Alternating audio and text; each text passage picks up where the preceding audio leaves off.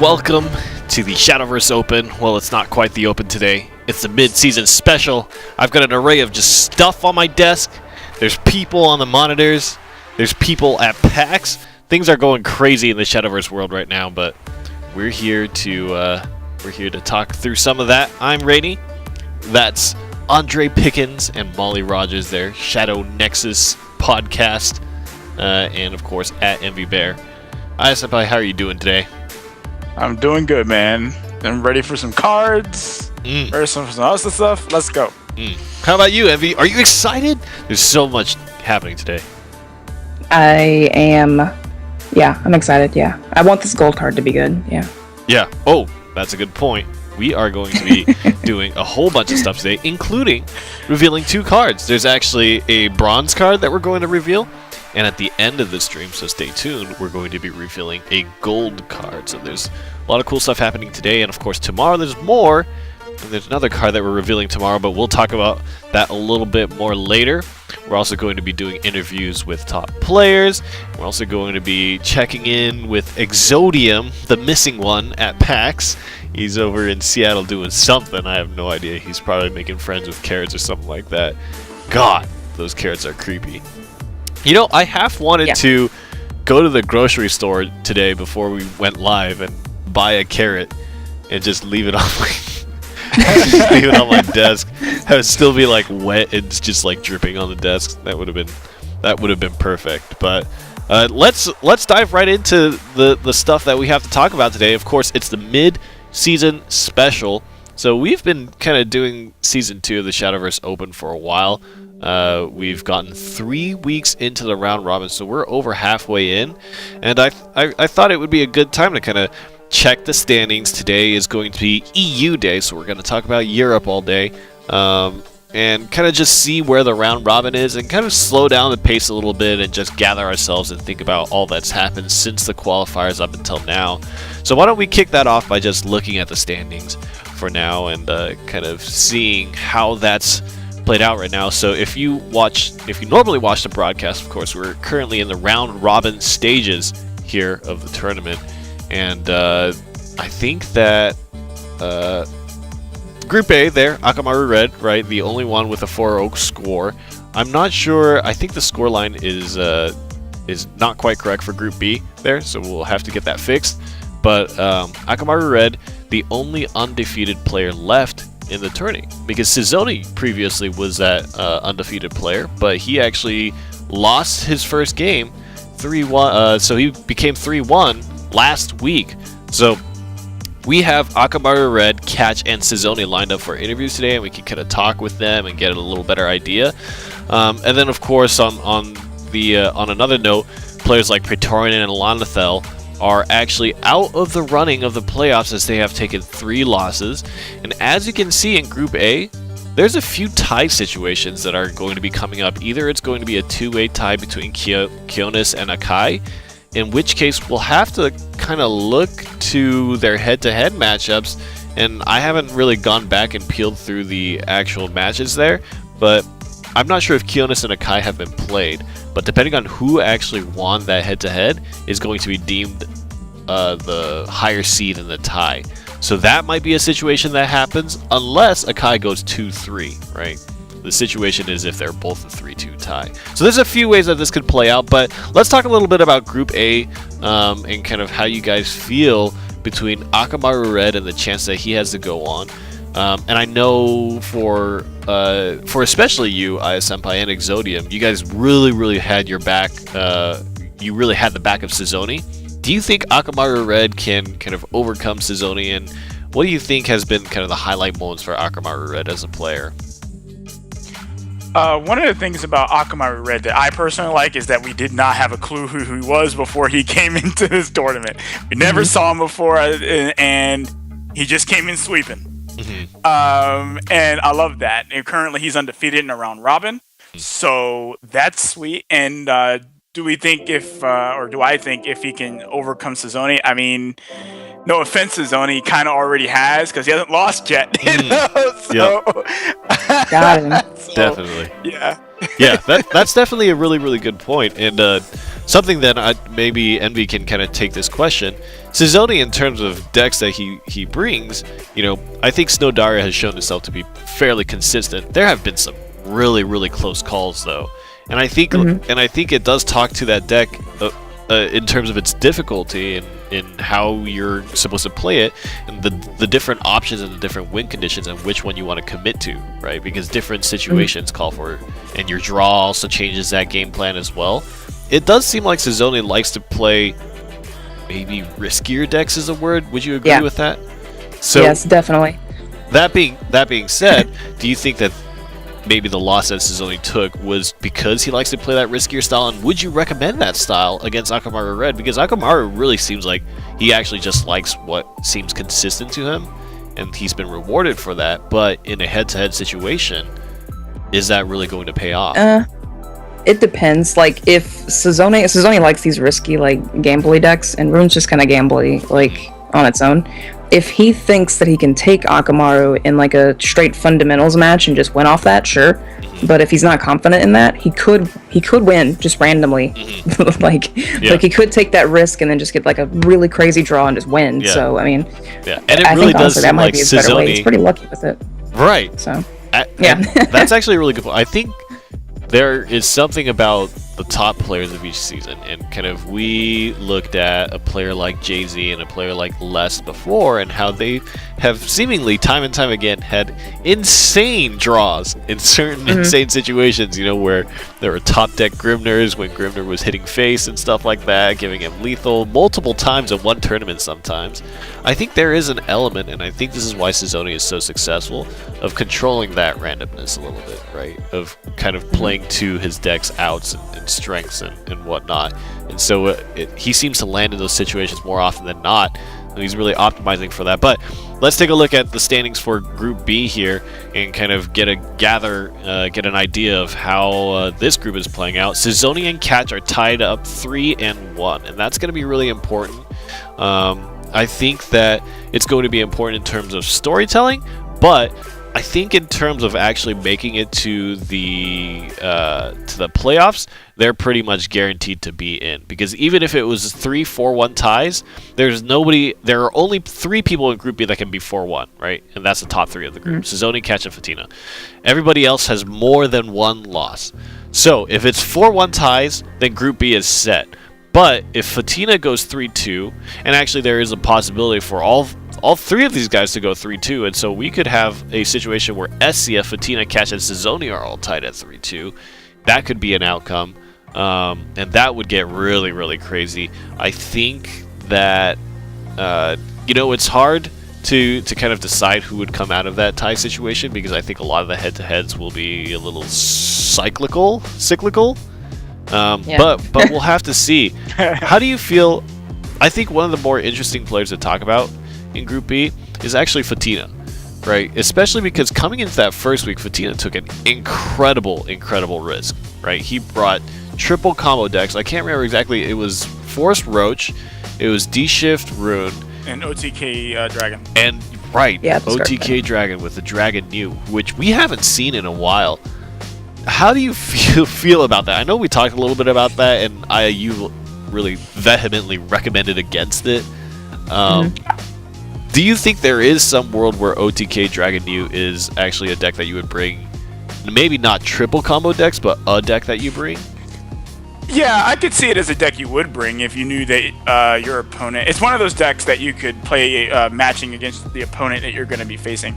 So, like, if you know that your opponent's playing like a really slow kind of deck, say something like Nep Shadow or Aegis Haven, OTK Dragon is not terrible to bring against those. So I could definitely see a situation would bring that, What about you, MV? I know some people, for example, in the round robin, we've seen some people play Forest Roach, and to great success against decks like I mentioned, right, like Haven Aegis and stuff like that. Do you think actually OTK Dragon New is a better replacement for that? Is there any way where it's more consistent, or is it about the same in your eyes? It's not the same, definitely. I think that Roach, I'll play Roach on ladders still. Like, people who play slow decks can consistently lose to Roach, whereas Dragon New combo is like, sometimes you just don't get it. It just doesn't happen. It's like a really inconsistent Path to Purgatory deck, kind of. Interesting. So maybe even yeah. PTP would be a better choice, which we did get to see one of. And it did win, but not with Path to Purgatory. It actually just won. Rip. The dream. Oh gosh. Well, we'll talk more about dreams later, but that's a really good point. To kind of wrap up this conversation for Fatina, who is square in the middle of the group, especially with kind of a bad loss in the first week of the round robin. Do you think that there's some way or there's some benefit for him to play to his flavor and to his characteristic, or do you think he should be going meta right now? I see Envy disagreeing with that quite strongly. Fatina very much needs that one more win. So do not bring OTK Dragon. Just get fundamental, just bring like Blood, Ramp Dragon, and like, I don't know, dude, like Shadow or something. They're still pretty good. And just get that one more win, get that 3-2, so that you have a chance to tie for top, and then, yeah. And maybe would you mess it recommend up. the same ISM Pi? I think what he should do is what he did last week, which is he played against his opponent. So I really like that his lineup was specifically made to beat Sizoni, and it did. Yeah. That was the combo decks against I think slow. that's how he should play. Yeah, and That's I think a good that idea, was too. incredibly smart. I mean, Yeah. this preparation is so important for this format, especially because each opponent you play is an individual set of decks that you'll bring. So you're not trying to run one set for the whole tournament. You're running a set per matchup. So that preparation really kicks into something that can be really helpful.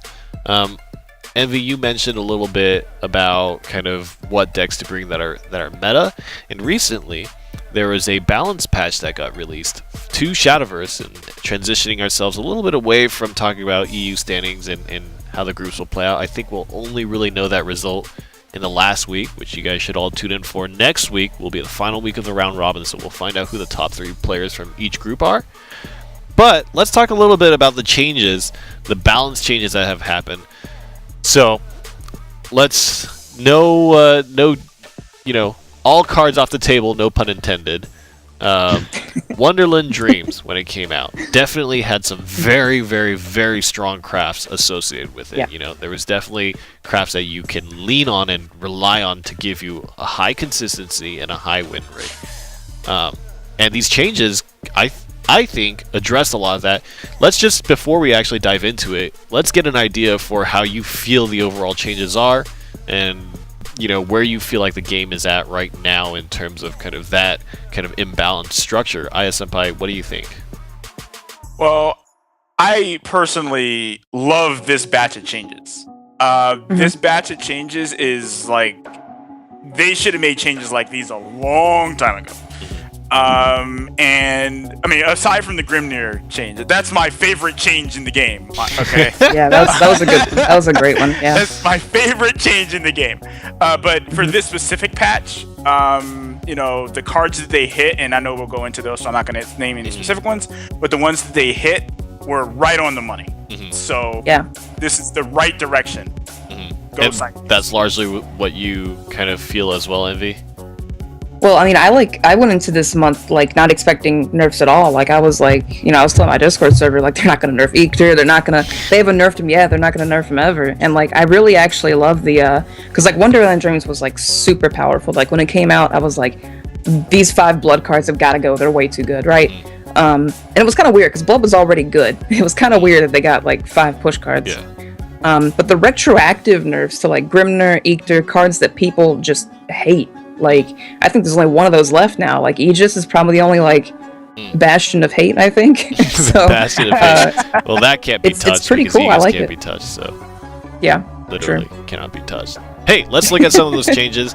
Big Knuckle Bodyguard is a highly contended card. And initially, you can see on the left side, 4 play points, 3/4. And it's fanfare effect, so out of the hand, when you play it out of the hand, it says, destroy an enemy follower with 3 defense or less. Deal 2 damage to your leader if vengeance is not active for you. And then the balance change changed that to basically 5 play point costs. And that's really the only change. Maybe just one change, but quite a big one, right? Play points, as we know, Catacomb got that play point treatment. And sometimes it can be, the killing blow. It can be the on the ropes elbow drop to the card, take you out of the meta. Catacomb saw a significant drop in play from basically in every single deck to ish, almost, I would say. Shadow Reaper also. Shadow Reaper as well, yes, 2 to 3. Just unplayed, yeah. Yeah, and so big Knuckle Bodyguard from 4 to 5. Now, let's talk a little bit about big Knuckle Bodyguard in the context of 4 play points, right? 4 is obviously a really important number in Shadowverse. If you could kind of talk through big Knuckle Bodyguard and its role and kind of why you think it was very successful before the changes and kind of what its role was. All right, well, Big Knuckle Bodyguard basically fit every role like that Blood would need. And like if you needed something in aggro to help get rid of, say, your opponent's defensive option and you wanted to just push face, Big Knuckle Bodyguard. You need something in control that just keeps your opponent's board clear, so you're not taking additional damage that you may be taking. Play Big Knuckle Bodyguard. That card literally did, if you want to play Vengeance, you just want to take damage so that, you're going to go into Vengeance anyway, play Big Knuckle Bodyguard. Every single thing you would ever want to do with that card, you could do with it at 4 play points. And 4 play points is arguably the most important play points in the game. So being able to just drop that on 4, especially when you're on the play, that means when you're the first player and you get the 4 play points first, being able to do that on the play was incredibly powerful. Massive swing. It would cause a situation where it almost became impossible to stop you. Because you're just rolling out the damage with your other cards, and you got the Big Knuckle Bodyguard. So this change to 5 play points drastically changes that. It makes it where it's not coming down on 4, which is really significant, and 1 is a big number. All right, it's just 5, no big deal. Actually, that's a huge deal because now you don't have that. I'm just gonna crazy push you on 4. You got to play what would be deemed more suboptimal cards if you're playing, like, say, an aggressive list. And a control deck might still run it, but maybe, I don't know, like, I'd rather just still run Sabreur. Yeah. So kind of following up on that, and you mentioned it a little bit, 4 play points, 5 play points, and I did too. Kind of that 4 play point zone is really important, and kind of added more thoughts as you guys have them. But one of the reasons is in Shadowverse, right, when you're on the play or when you're on the draw, the first evolution turn for the game in whole comes on that 4th play point, right? For the player who goes second, on turn 4, they are able to evolve first. And for the player going first, they can only evolve on turn 5. So having the ability to directly affect the board immediately on the same turn that you play a card is actually really valuable, which is what Big Knuckle Bodyguard gives you, right? So Envy, talk a little bit now with 5 play points. How does that change the dynamic? Are there any specific kind of, because one of the big things, right, is talking about the clutter of the deck, right? Maybe there's other 5 play point cards you want to play instead of Big Knuckle Bodyguard. Maybe there's some 4 play point cards that you needed a play for that Big Knuckle Bodyguard provided you, but now you don't have that. The thing about Big Knuckle was that, like Aya said, he did everything. He was like this toolbox card that kind of, like, if they evolved like a 7 attack, follower, and it ends up with 3 defense, consequently from attacking, the Big Knuckle Bodyguard just kills it for free, right? If they play it on 4 play points, they're going second. They've got 1 card on top of you. This is mostly like take 2 kind of strats here, but like to just really drive home how big this guy was. Comes in and kills something, evolves into a 5/6, kills something else, and now they have to throw something else into him. And that's a 3-for-1 trade from 1 4 play point card. So, like, Big Knuckle Bodyguard was a humongous deal. And then also, like, in Constructed, when you're going first against it, or when you're going second against it, the best you can do is 1 drop, 2 drop Grimner. That's the best you can do. And then Big Knuckle Bodyguard on 4 just pops your Grimner, and you're just like, well, okay. Thanks. That was fun. Thanks, So, Big Knuckle Bodyguard. Thanks, man. My friend. Cool. You mentioned it a little earlier, but Scarless Abreu and this was actually another one of those cards that was picked apart a little bit in the balance changes. Let's take a look at what those changes were. But Scarless Abreu on the left side, again, is pre-patch, and that's 5 play points, a 2/4, 2 attack, 4 defense, and it says Bane, so that means if it's in combat, and it can deal damage, or it can actually swing, I suppose, then it will destroy the opposing card, right? Regardless if it has enough damage to take down its defense. And then on Fanfare, it deals 2 damage to an enemy. That's an enemy of your choice. You can pick. It could be face, it could be followers, and then restore 2 defense to your leader. Now after the change, it's still a 5 play point 2/4, but the big change is deal 2 damage to an enemy follower on Fanfare. And so, to my understanding, right, with the current, or at least previously, and I still think it's probably not changed too much just because aggro blood is such a strong kind of archetype. One of the big things was 5 play points, you're not slowing down at all in terms of face damage, right? And that direct damage is incredible, especially at 5 play points, where if your opponent has been trying to race you in some fashion, you also get a heal off of it. How do you feel about this particular change? Is this a card? Oh, before we move on, Big Knuckle Bodyguard, I'm sorry, I forgot.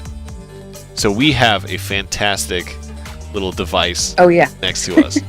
So, you guys decide which side of the sign that you want to show, and we're going to show it on 3, okay? So Big Knuckle Bodyguard, are we going to vial it or not vial it? Alright, 3, 2, 1, go. Not vial! You see? Okay. I can explain. Hold on, I can explain. I want to vial Big Knuckle Bodyguard because I want to build more Forest Craft cards. It's just he's giving me more. He's not worth it. You might as well just keep him. Yep, he's not worth it. But you guys wouldn't vial him, right? Keep him in the deck so he's still justifiable. Are there any particular strong reasons that you would mention other than the fact that you still think he's worth it for his play points and his effect? Yeah, basically. I think that, like, on the play, if you went first, the play point thing doesn't matter, because he can still, like, if he still comes in on 5 and does his thing. Like, sometimes we saw actually in the Shadowverse Open, people would play him on 5, because he's still good. Even if you float that extra play point, it's still good, so. Yeah. Pretty much the same, Aya? Yep, same thing. Alright, cool. So Big Knuckle Bodyguard, don't vial him, guys. Unless you want to build Forest Craft cards, then follow my strategy and vial him. Let's talk about Scarless Abreu. So not being able to choose face damage, how does this affect the kind of Bloodcraft game plan? Does it really affect the game plan, or does it just slow it down a little bit? And do you think this is kind of a good nuance change, or do you think it's too little? How do you feel about it, Aya? I think it's perfect. It's a card that was being used in aggressive decks that was, I would assume, designed to be a control card. So it kind of fit both roles, and now it does what it's supposed to do, which is control.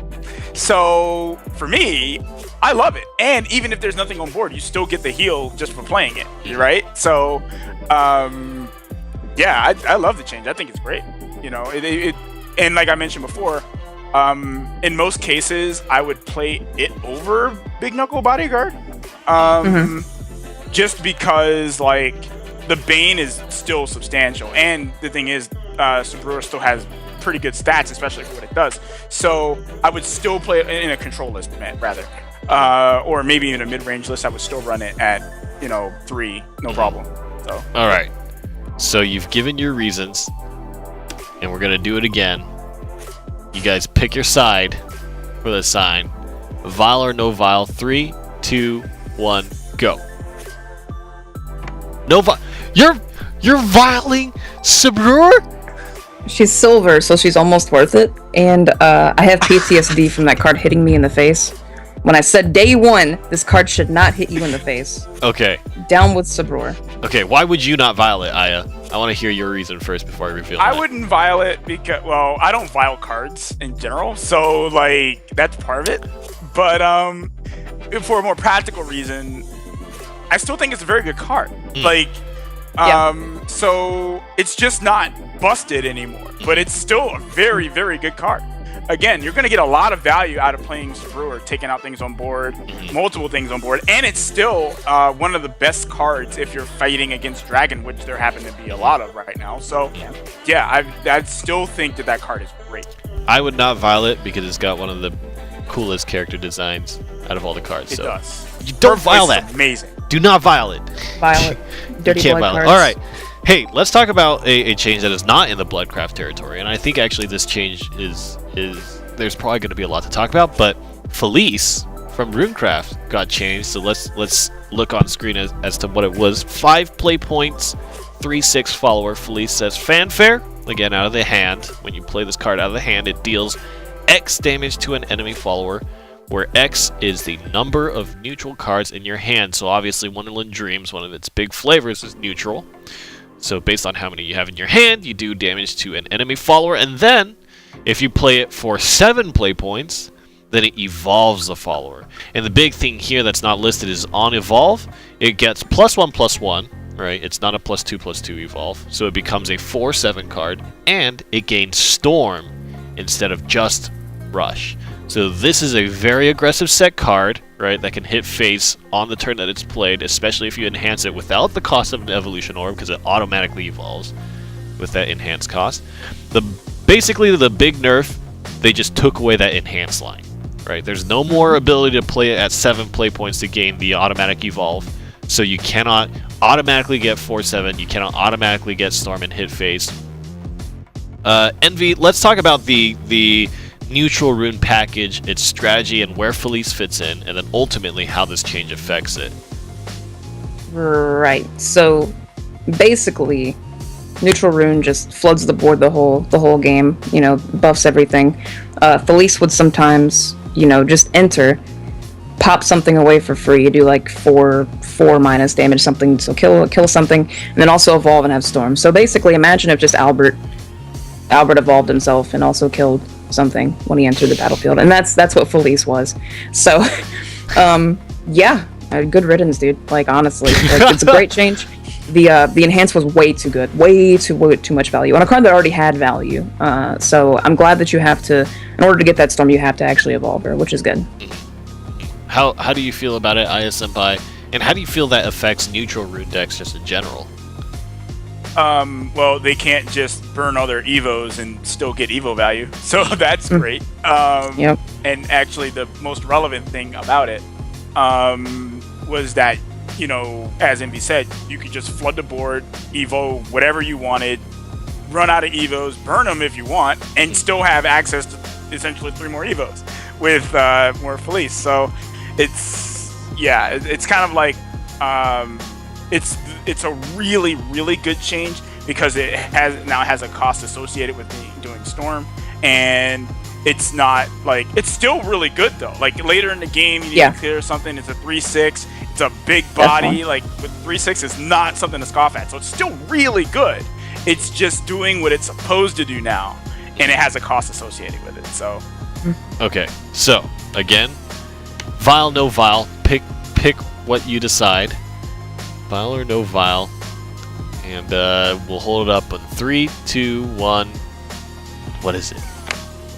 Oh, you're Vile. Envy, you're just Vile in everything. I'm viling it too. Yeah. All right. What is wrong with you people? It's she's 800 vials, okay, right now, because she got changed. And if you decide you want her ever again, just go craft her again. You got free 800 vials. Is there? Get rid of everything. So I'm kind of in Envy's boat here. Violet, so you can build more cards. But aside from that, is there any kind of implications in terms of, obviously the underlying message is, do you still play it, right? And I think the answer is probably yes. Would you agree with that? You definitely still play it. 100%. Yeah, There's no way you don't still play this card. All right. Just because a card that's like overtuned gets brought down to the level of other cards doesn't mean you all of a sudden can't play it. Except for things that have really low impact, like Shadow Reaper. That +1 was like whatever, it can't do anything anymore. But Felice still comes in and does something, and she can evolve for Storm, so I think she's still pretty good. All right. Well, let's move on here, and probably one of the most called for changes, the card that has caused a lot of people a lot of torment. Let's talk about the Horseman, Hector, Demon Lord Hector. So the card is a 7 play point follower, 5/6. Whew, That's a beefy body. And it has Necromancy 3 pre-patch, right? Necromancy 3, so that means it costs at least 3 to activate this. You summon a zombie, and then you repeat this Necromancy until your shadows are all gone, or until your board space is filled up. And that means it can just keep summoning zombies until your board is full. And then on its fanfare effect, it says, give all other allied followers, so not Hector itself, +2, +0, and rush until the end of the turn. So the change here is that Necromancy effect has become Necromancy 8, so increasing that shadow cost by 5, and it only summons 2 zombies, so you can't fill your board. You can only at max get 2, and this effect does not repeat. So if you have 16 shadows, you're not going to get 4 zombies. You're only ever going to get 2. And the fanfare, by and large, is still the same, right? +2, +0 to all other allied followers and rush until the end of the turn. Talk to me, Aya Senpai, about Hector. Why has Hector been making so many people break their phones across their knee, throw it across the room? What has Hector done to them? Or phone. Well, Hector is the epitome, or was the epitome of rewarding a player for just playing the game. Like, hey, you're playing Shadowverse? Great! I just throw Hector in your deck, and yeah. It's a good deck. So that's how good it was. You know, did you have to be good at Shadowverse? Not really. You could just jump on and, you know, craft 3 Hectors and just start wrecking people on ladder. And I'm not saying that applies to tournament. I'm specifically referring to ladder. Although it can be a little questionable in tournaments too. But the point is that it's a very strong card. Yeah, it's incredibly strong. And I'm really glad for this change, because now you have to be very careful about your shadow usage. Before, you could just be like, yeah, I'll play my Soul Squashers, I'll play, you know, my Death's Breath, no big deal, and I'll just still have a ton of shadows for Hector. You can't do that anymore. Now, you have to be very mindful of how you're going to be generating shadows, how you're going to be spending them. Do you want to be saving them for your Hector? Do you want to be, you know, just using them for Death's Breath? What do you want to be using them for? And so now you have to think more strategically, but don't get it wrong. Hector is still very good. It is still an incredibly powerful card. It can still kill you with a bunch of things already on board. So don't think it won't kill you. But it's just toned it's not down as a turnkey. bit. Right. So I had talked about it a little bit, Envy, but would you keep Hector if you're playing mid-shadow? Would you try to think about other kinds of win conditions, or is Hector still something that you think is absolutely staple in the deck? I think I remember, like, when Hector was first, like, spoiled or whatever, people were kind of split on whether he was good or not. I think I remember everyone thinking Thane was better than Hector, like much better. And while we've seen Thane, you know, in a few decks, we know that Hector is much better, right? I think that mid-range Shadow, if they're gonna go for it, I think they just stay where they are, realistically. Like, I think mid-range Shadow should stick where it is, Nef the Shadow should stay where it is, and those things should just continue to not mix and just do the thing. Alright. Vile, no Vile. You guys got your choices? Oh, yeah. Alright, 3, 2, 1, go. You're Vile! We're all viling him! We're all viling him! Of course! Wait, the big question in my mind is, Aya Senpai, why would you vile Hector? I like Sears Globes. So there you go. Oh, he's a free Sears Globe, yeah. Sears well, Globe. Not really. Not really, but you know, you have a bunch of vials, vials, and you can Sears get Globe, really close. Tell for the newer viewers. So for the newer viewers, vials, it's basically liquefying a card. You destroy that card, but then you get this currency called vials, and you use that to create cards of your choice. What do Sears Globes do for the newer viewers? What Sears Globes do is for the price of 30,000 vials, you get to animate any one of your cards. So I like Sears Globes. So Hector's just as an act, like Hector disenchants for 3,500, which is a tenth of the price of a Sears Globe. That's okay. Hey, that's okay. Yeah, right? It's a commitment. You get there somehow. Yeah, you gotta get through somehow. Yeah. Hector is a first step in that path. So, a bunch of changes, and I think overall, really, really good changes, and kind of pushing the game in a direction where we can see more colorful decks and archetypes push through. And I think the end state of Wonderland Dreams is actually quite good. Right now, the tournament play has been very fun to watch, but we are going to talk with a specific player in the EU round robin, currently tied with Cezoni at a 3-1 scoreline. Of course, that is Catch. We're going to have a little bit of a chat with Catch and see how he's doing. I believe he is over in Berlin, Germany. And so it'll be really interesting to see what he has to say about the tournament just in general, but I think we have him on the line. Catch, how are you doing today? Good day to you and to everyone who is watching. I'm doing well, thank you for asking. There he is, Catch, the man himself. To kick things off, I just want to ask, Catch, how did you you find yourself in this position where you're playing in the Shadowverse Open, kind of one of the bigger tournaments in the Shadowverse community, one of the biggest, and kind of, amongst the top 12 players in the European region. How did you even get to start playing Shadowverse? How did you get to be this good?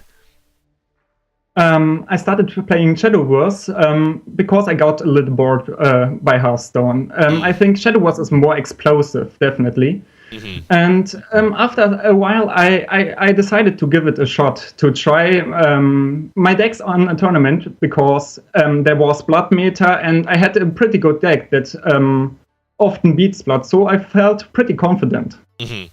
I didn't match 20 up, sorry. Oh, no problem. No problem at all. I just wanted to ask, because you've played card games for a while, have you ever played competitively in any way, shape, or form, and have you played on camera before? No, it's my first time, actually. Is that tough to do? Is that like a new thing? Is that strange? Do you stream at all?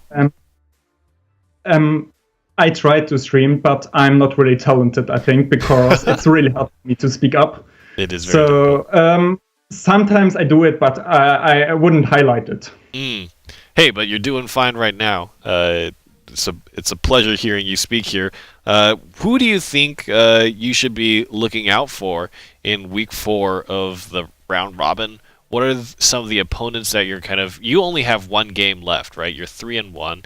I can't remember off the top of my head who your last opponent is, but in your opinion, who are the biggest dangers in your particular group in the round robin? Because you could all end up 3-2, right?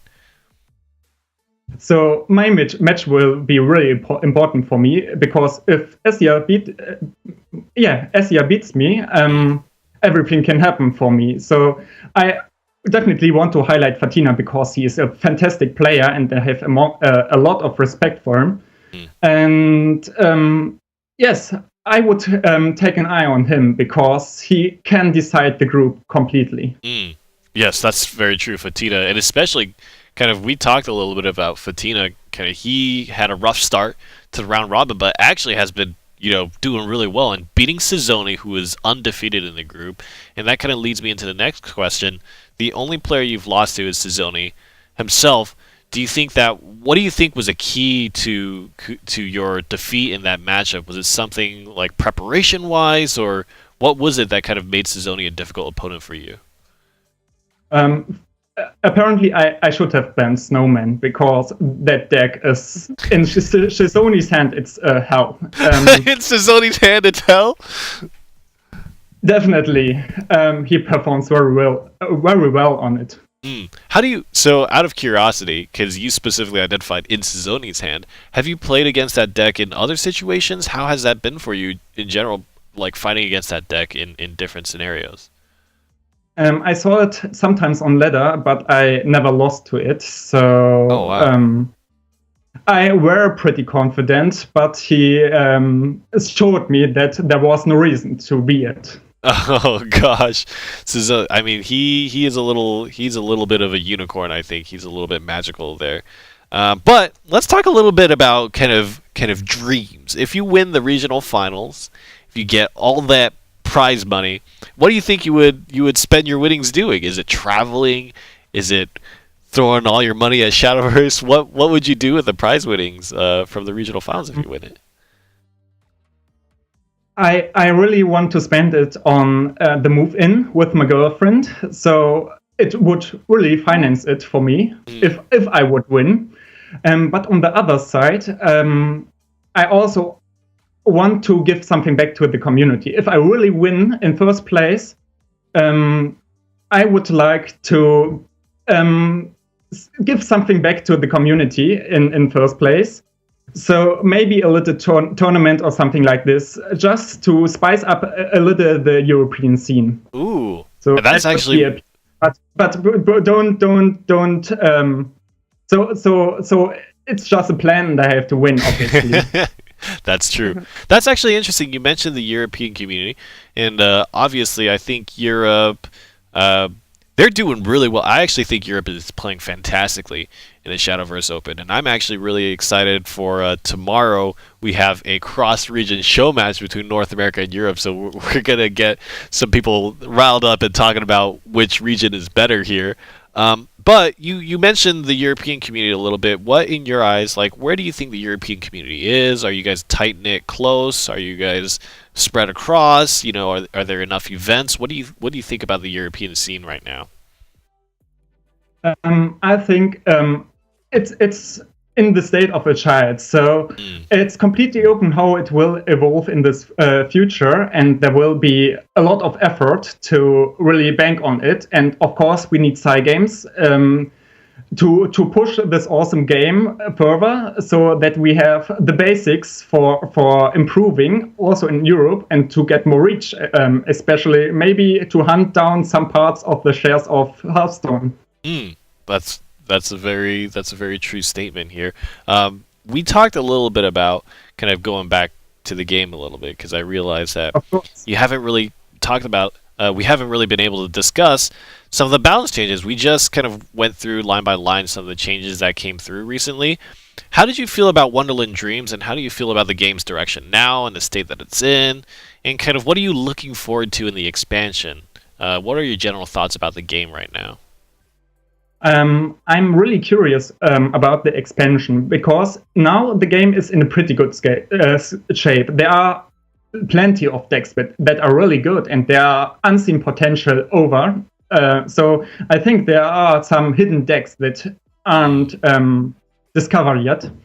So the big question of the next expansion will be how to implement like 120 cards, or how much it will be. And what does this do to the balance? Do the alt expansion then doesn't matter anymore? That's the big question. So, Wonderland was perfect. It fits, in my opinion, it fits perfectly because it pushed many new archetypes, but didn't destroy the old. And that's the challenge for the new expansion. If it can fulfill that would be great. That's actually a really interesting point. How did you feel the same way about the expansion when it started out? I know a lot of people very early on when the expansion first landed, before any of the changes, a lot of people were either talking about how they didn't like that all the crafts were running neutral packages and made all the different crafts look very similar, as well as something like Spawn of the Abyss. How did you feel about the state of the game at that point? Well, in general, it wasn't healthy, but for me, it was good because I had the plan to beat Blood. So it was my opportunity that mattered. But for the overall community, it wasn't that good because it doesn't make fun to see the same deck every time again. Sure. And to know exactly that it will beat you at round 6 or 7, maybe. All right. Well, I think you're absolutely right. I think the space is the game is in a really good space, and the changes were really good. And are there any last shout-outs that you want to give, Cash, before we kind of move on? Of course, to the Shadowverse community, because it's one of the nicest community I've experienced so far, and especially to the people who supports me, and of course to my girlfriend and my family. Yeah, that was it. Oh, well, thank you very much for taking time out here. Definitely make sure, Cash, you stay tuned, because we are about to go through the Twitch stage show and reveal some expansion information. So I'd love to get your thoughts later, maybe off air even. after that. But thanks so much for taking the time and coming on and chatting with me. And I'll bid you goodbye for now. And good luck in the rest of the tournament. But we are going to bring on the panel back, Aya Senpai and MV Bear back here, and kind of talk through some new things. We have Don't Let Your Memes Be Dreams, inspired by the Shadow Nexus, as well as after that, we're gonna tune into the Twitch stage show and watch the expansion trailer and kind of see our friends over in Seattle at PAX West. So how'd you guys feel about that? Cash is a really cool dude. How'd you guys like it? You get these, man. He gets the double thumbs up. He wants to use the money on his girlfriend, so I'm rooting for Catch. Yep. Yeah. Oh God. Priorities, so touching. man. All right. Yeah. Let's head into the Memes Be Dreams segment. Thank you very much, Aya Senpai, for helping us get to this point where this can be a thing. But we have, all three of us, submitted some meme decks, and if you guys don't know what that means, it means a very, very effective deck that will win you tournaments. So definitely take these deck that's lists. what it means. Ever. Totally. Do not listen to either one of them. It doesn't mean the opposite or anything. Yeah. So the first deck up is one that I really, really, really like. I would not recommend you run this, and I actually think it's probably pretty bad for what it wants to do too. And maybe you guys can give me some advice on how to change it. But I basically regurgitated this deck, this beautiful, beautiful mind vomit here. And the point of this deck is to use Ferry Driver and Ferry Cage, because I just think that is the most fantastic combo you could. Aya's expression is not good. Please. Those 3 Rose Queens. Those Rose Queens are. That's a nail in the coffin. You know what I mean? Yeah. That's how you close things out. That's dotting your I's and crossing your T's. Is that the phrase? So all right. What do you guys think about this deck? Would you give it a A+? Would you give it an S+? Triple S+? This deck has cards in it. Yeah. Yes, it does, Aya. What else? It does. It does. There's cards. almost every. Why is Gruff in here? I really want to know why Gruff is in here. Because Gruff is the Gruffy guy. You gotta have Gruff in there. You have things that make fairies. You have Ephemera, who's she's kind of like a pixie kind of character. Yeah. You have Lilac, Rose Queen, and then Gruff. Gruff. Gruff is the big burly guy that takes care of all of them. He makes sure Is he their bodyguard? He's their bodyguard. Yeah. What does he do for the deck? He takes care of them. When he's a good card. When there are things that are too high for them to reach, Gruff can go ahead and grab that for them. Oh yeah. But fairies can fly. Yeah. All right. I guess I have to yield to the logic. So fairies can fly, but that doesn't mean they're not scared of heights. Envy. Come on. I mean, I think Okami's a better bodyguard than Gruff, really, because Okami grows infinitely. Okami's way better. Because Okami on the board with Ferry Driver, you keep playing fairies and running him into stuff. That's actually pretty funny. That's pretty cool. Yeah. But then you play Gruff, and it's like, okay. It's Gruffy guy. All right. Would you? How do you guys look at the Ferry Driver and Cage combo? Obviously, this is kind of the big thing of the deck, and let's talk about what that is, right? What does Ferry Driver and Cage do? So Ferry Driver has an effect where whenever a fairy comes into play, it gains +1/+0, and it gets Storm. So Ferry Driver allows your fairies to just basically be a 2 damage ping immediately off the hand. And Ferry Cage says you gain a fairy if one fairy is not in your hand when you play a follower. So basically, you can play your fairy, Ferry Cage gives you another fairy, and then you attack with the fairy you just played, and you can play your next fairy, and you just keep doing that until you're out of play points. How do you guys feel about that strategy? Isn't it cool? I feel if Sign Games ever changed the game and made it not 5 followers on board at once, because you have an Amulet eating 1, you have Ferry Driver eating 1, you have 3 spots for fairies. Mm-hmm. If you had, 8 spots for fairies and 7 play points available and swung for 14. The machine gun fairy build. That's what we should call it. Machine gun fairies. Yeah, what do you think about Aya? Okay, I have a question. Why aren't you running Fairy Princess then? Because then you can just fill your hand full of fairies to work with your Rose Queens, right? So, But that's anti-synergy with the fairy cage that we're wasting play points on already, because if you have fairies in your hand, then you get I can't play 4 play point things. I mean, why not? The only 4 play point things I can play is Fairy Cage and Ferry Driver. Why don't you play Elven Princess Mage? She pops down 2 fairies. There you go. She's a 4 play point thing. I can't do that. My Fairy 4th Driver, drop right? has to be one of the 2. Elven Princess Mage fine. on 4. So- follow me here. And then on 6, what about this? or even on 5, Ferry Driver, 0 play point fairy, 0 play point fairy, regular fairy, 8 face. Okay. What about like yeah, 7? Yeah. Right. I So see you over there. the 7 drop Bolt, when he comes in, gets 2 fairies to hand. What about that guy? I don't even know about that. First of all, that's not Gruff, right? So it can't be in the deck. Alright. Second of all, Logic. I'm very disappointed in all of your pieces of advice. I might take Envy's advice, maybe. Wow. But I'm upset that you guys... whatever. We're moving on. I thought it was a pretty good deck, but you guys just trashed it. No, I love it. I think it's great. It's got flavor. Yeah. I think it's a cool deck. It's just. Alright. Let's move on to Aya Senpai's deck. Aya, what did you submit for us today? What am I looking at? Okay, this deck is Eidolon of Madness. Okay, it's all centered around Eidolon. Jam-packed full of a bunch of amulets, most of which you will never ever see. You will never see someone playing Noble Fangs. You will never see anyone playing Holy Sentinel. You will never see anyone playing Devourer of Heavens. You will never see anyone playing any of those cards. But and what they're do in this they deck. do? Why? You'll never see anyone playing Tarnished Grill either. But Noble Fangs is a 2 play point amulet that has countdown 4 that summons a Barong, which is a 5/4 ward and can't be targeted. Holy Sentinel summons a 4/5 ward. Let's see. Devour Heavens is a 2 play point 5 countdown cost, summons a 6/6 Holy Wing Dragon, and when the amulet pops, it deals 1 damage to all of your opponent's followers.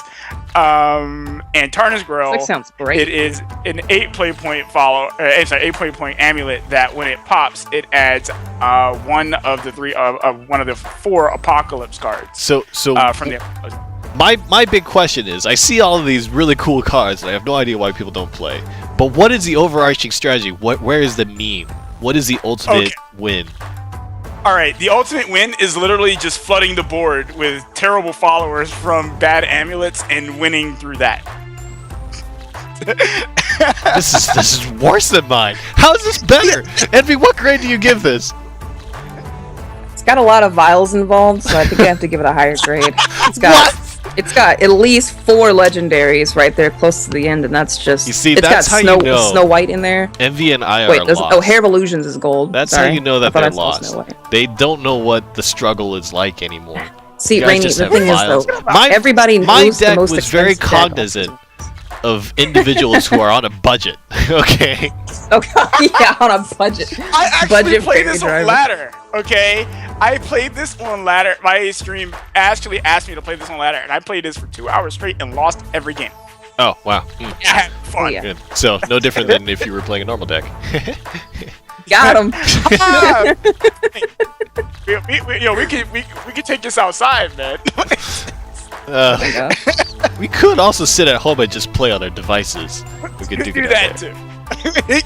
All right, let's take a look. We're running a little short on time. Let's take a look at Envy's deck here. Envy, what?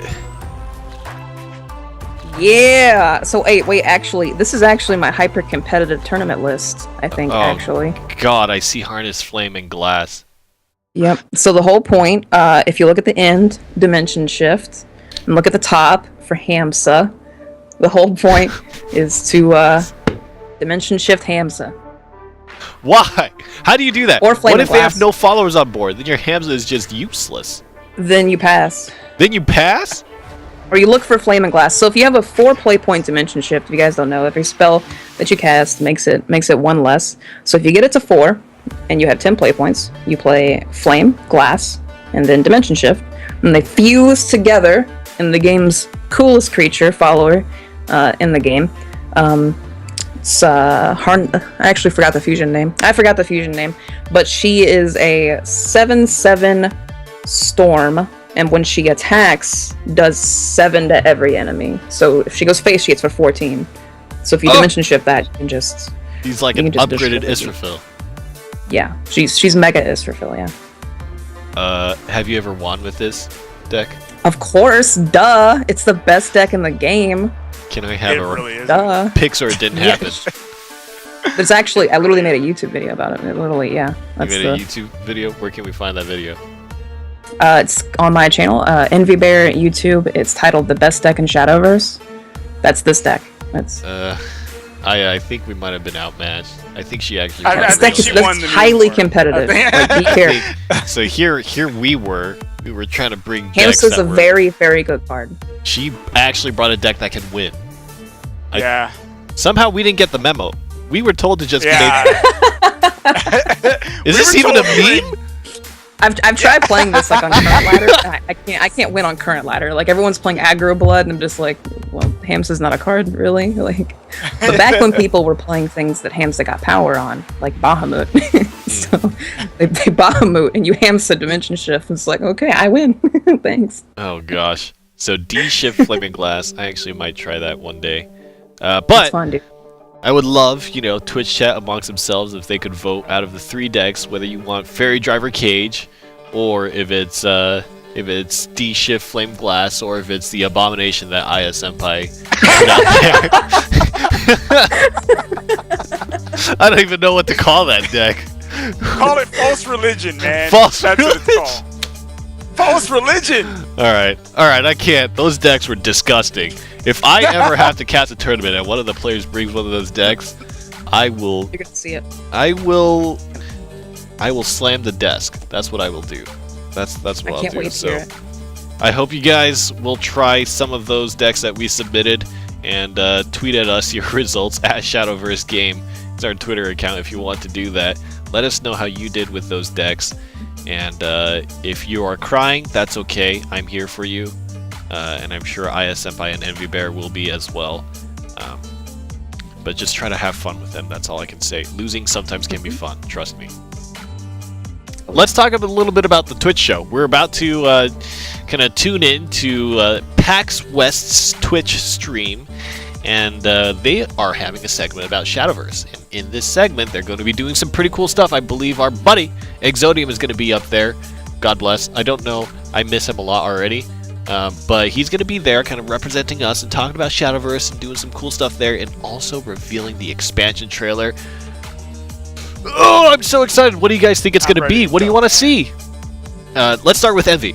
What are you expecting? Fish. I want an I want merfolk, I want krakens, octopuses, Odahime support. Odahime support. That's what I want, top 5. Odahime is the Sea Queen, is that correct? Yes, she is Sea Queen Odahime. Yep. What does anybody know the lore behind that? What's the lore behind that? She's a Sea Queen with bodyguards. She's a Sea Queen with bodyguards. What do you want to see, Aya Senpai? Actually, she kind of nailed it. I want to see Mega Lorca support, man. Like, Mega Lorca yeah, support? Yeah, Orcas. Well, since you guys are going sea, the deep unknown within the earth, I'm going to go with the heavens, space. I'm going to go with the opposite end. You gonna go with aliens, or? Yeah, aliens. I want to see spaceships. Okay. I want to see aliens. I want to see... or maybe it could even be like robots in space, Ooh, yeah. Making reference to I love that. certain other shows. Robots in Shadowverse, though. Robots in Shadowverse. Is Heavenly Aegis a robot? I think it's like a god or something. Huh. He looks like kind of like a robot. We have Zeus, so. Is Zeus a robot? No, you're saying Zeus is a god. Okay, I got it. Wow, man. Come on. God. Come on. Is Zeus a robot?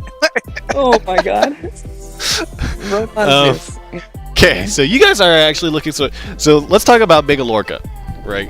What is a Mega Lorca? What is it? Exactly. It's a token follower, right? You can't actually play Mega Lorca, right? You can only get it by summoning it, right? Currently, the only cards that do it are Neptune and Aquanerid. So they both There's a 5 play point. Oh yeah, that's the Sea Serpent. Over. Clean Serpent. Yeah. That also does it Yeah. too. So that's 3 cards. My bad. Wow. You guys would do really well in Shadowverse Trivia. That should have been something that we did. Shadowverse Trivia. When you play this game for 1,300 hours, you know every card and what it does. Did you know what Aya's deck would do? I think that's the ultimate Once I saw challenge. Skullfang, If yeah. you can figure out what Aya's deck can do off the top of your head, then I will. All right, you're good. You played enough of this game. It's supposed to surrender, that's the point. It's supposed to surrender. Exactly. She got it. Oh my god. Oh jeez. I'm super excited. I actually have no idea. So Wonderland Dreams obviously had like a really strong identity. I actually hope that this expansion does too. Obviously, like fairy tales and stories, like those things are like what a vast majority of kind of the human population can kind of understand, since that's so connectable. But I don't know. Off the top of my head, I can't even think of what that might be that would have that much identity to it. So that's what I'm kind of looking for. So I think the show is about to start here. Oh, they're showing that terrible commercial. Oh god. The best commercial ever. I can't believe they're doing that. But we're about to jump in, and I'm super excited. I hope you guys at home are too as well. But we're about to cut to it. Oh god. And after the trailer, we're gonna talk about it and react. So here we go. West 2017. I'm Kelly Link, and joining me on the stage is Anna Prosser Robinson, and we got a few individuals here for Shadowverse. We got Exodium to my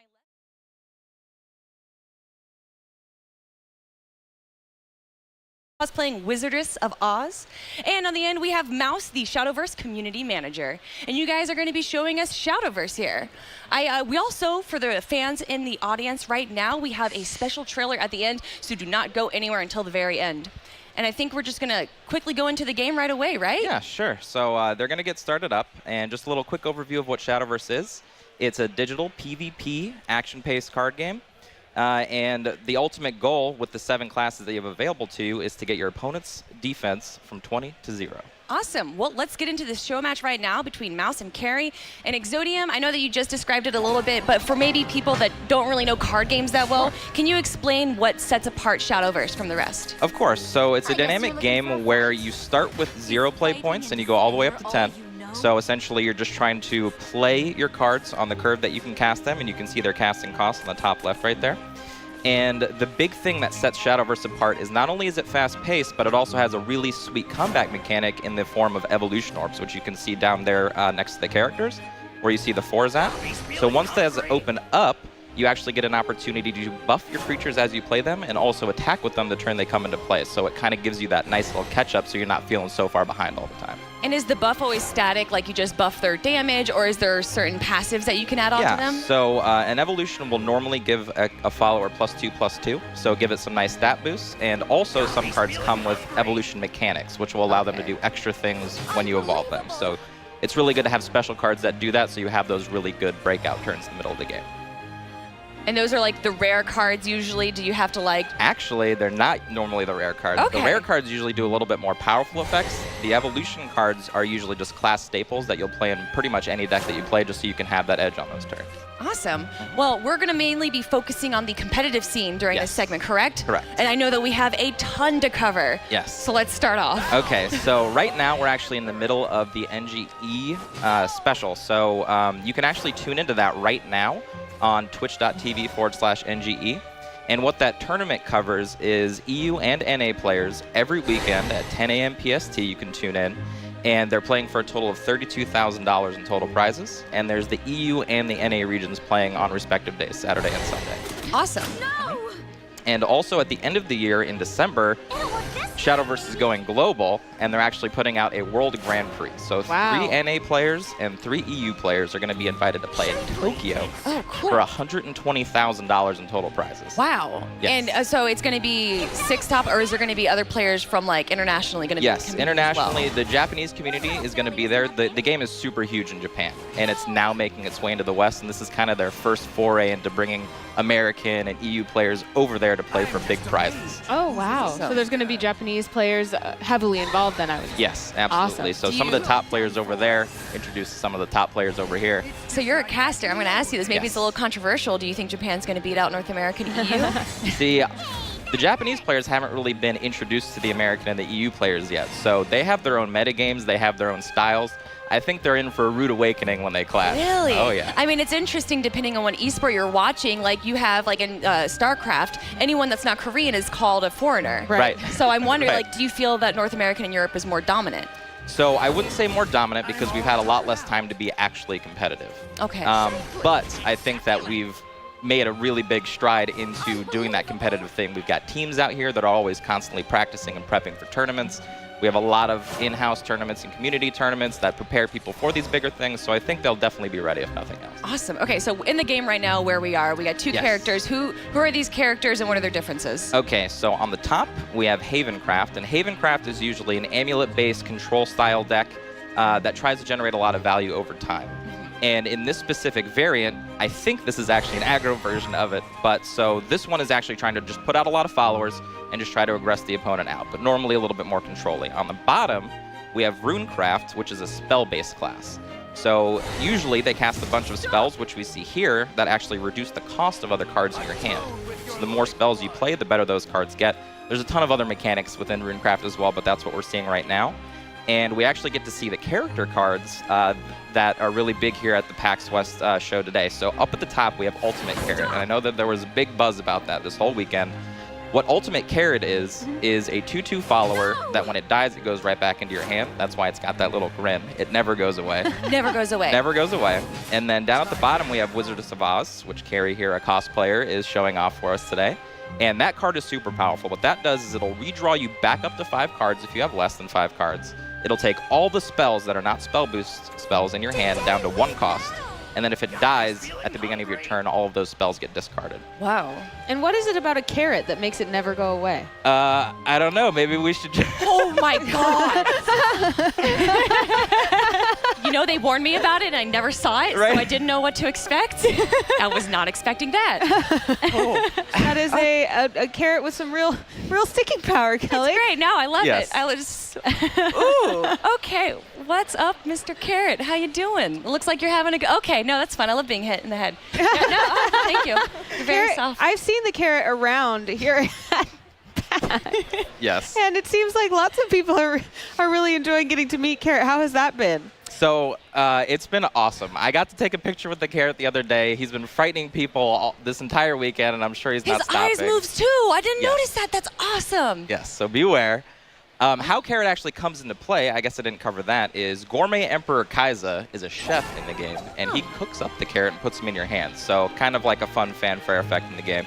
And what does the carrot do? So the carrot, again, is a 2-cost, 2/2 follower that when it dies, it goes right back into your hands. Oh, so you were- okay. cannot get rid of it. Yeah. Right. That's why he's got that grin. That's the whole reason. Can't deal with him. How fun. I heard you guys saying before this segment, we were talking about the carrot and learning about him.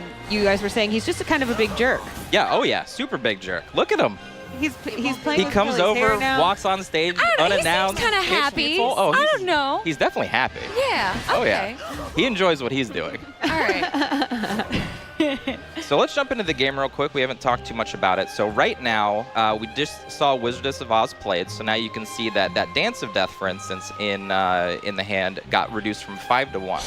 So that'll stay that way unless Wizardess of Oz leaves play. So it kind of just propels these expensive cards that Rune is trying to execute into a really tempo-based play to kind of push it forward over the next few turns.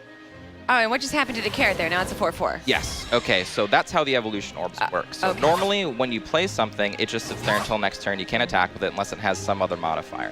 The carrot, specifically what we saw happen was it got played and then one of the evolution orbs were used, and that's a finite resource in the game, and you can see right next to your character how many you have left with the little stars over the orbs. Okay. And when you evolve it, the carrot specifically got +2/+2 and the ability to attack an enemy follower the turn that it But was if played. it goes into his hand, does it revert back to 2/2? It does. Okay. Yes, so everything gets reset once the carrot goes back to hand. Okay. Absolutely.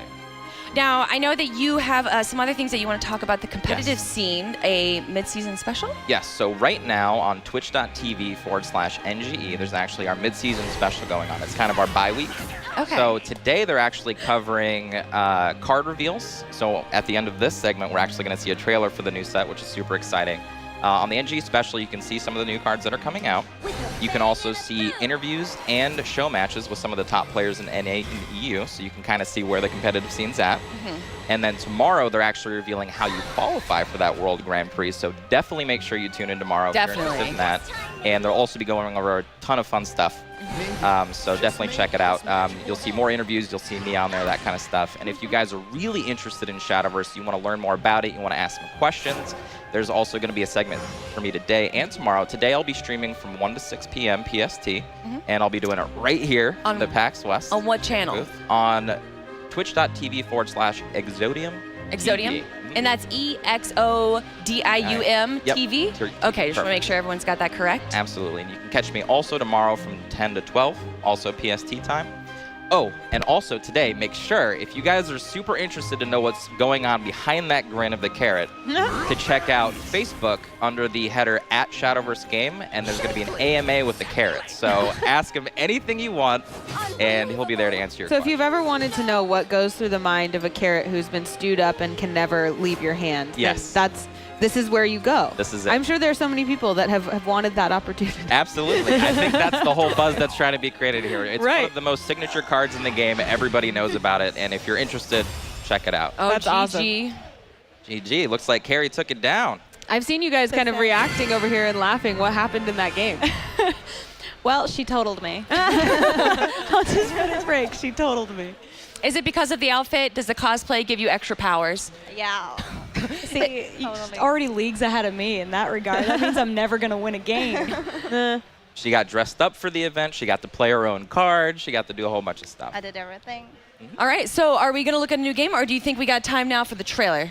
I think we should do one more game. Let's check We can out one always more cut game to the then. trailer if we need to. Will do. Okay, Yep. let's start another keep game. the players interested, or the people that are interested in the game, just see more mechanics and things like that. Are you guys going to be choosing the same characters this time, or new characters? Yes, same characters. These are decks specifically built for them today, just to have fun, showcase the carrot, showcase the wizardess, and just to kind of go over the game a little bit more in depth. So again, like I mentioned, there's 7 unique classes, and they all have different unique ways of winning the game.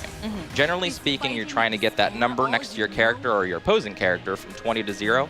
You can also lose if you have no cards left in your deck and you try to draw. It's instant death. Oh, okay. And there's tons of mechanics for everybody. So if you guys are used to card games, you guys can play aggro, you guys can play control, mid-range, you can play combo. It's kind of just like free-for-all, do whatever you want. Each class has not just one, but many unique ways to win the game. So very exciting, and like I said, very fast-paced. It's also on mobile, so it's Steam, mobile, Android, iPhone, anything you want to play it on. It's available right now. It's available right now. And you get a ton of free stuff for playing. You get like 50 free packs just for signing up. You get 10 free packs whenever the set comes out. They do specials. What website can people find more information about the game? Yes, that's just shadowverse.com. Great. You can download it. You can get it right there. And also, if you come to my Twitch stream tonight, I have a link right in there that you can go to the game, download it, and start getting your free stuff immediately. Perfect. Free stuff along with the game is always a bonus. That's a big amount of stuff. A ton of stuff. It's the most generous game I've ever played in my entire life. Literally, like, 5 times a month, you'll see some kind of notification saying, hey, Shadowverse is doing something really cool. Here's free stuff. Yeah, so it's really fun. I want to go back to the gameplay. Yes. You were saying that if you lose all, or you draw all of your cards, you die, like it's instant death. How many cards are in your deck? So you start with 40 cards, so basically you build your deck, total 40 cards. Okay, so it's pretty hard to get to that point. Pretty hard to get to that point, yeah, unless you have a deck that tries to draw through the entire thing and then empty and that kind of stuff. So it is possible, but it's not very likely. And you can only play 3 of each copy of every card. There's no rule about it, like there's no like you can only play 1 of this or 1 of this. It's 3 of anything you want to play in your deck. So it really gives you a chance to customize how you want to play the game. Yeah. I'm just amazed. So. All right, Carrie, Mouse, are you guys playing any differently now? I know that you didn't win last round, so are you changing it up a little bit, Mouse? I'm hoping so. It's all going to come down to if I pull the right things at the right time. The carrot's going to save me. I'm convinced the carrot will be my savior in this match. So I don't know if we're actually going to be able to watch the conclusion of this game, but we do have an awesome... This is an unrevealed trailer, right? Unrevealed trailer, world first look. Well, let's take a look at that right now.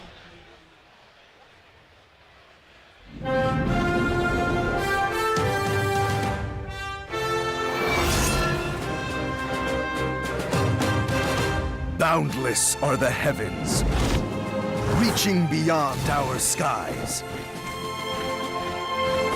Rays of light, gleaming trails, and tales of luster. To reach the arena, where the humble are forged into heroes. You must brave perils, both as volatile and infinite as the very stars themselves. In one moment, a promise of miracles, but in the next, calamity. Never lose hope, for at the journey's end, she awaits. So take up arms against the cosmic horrors.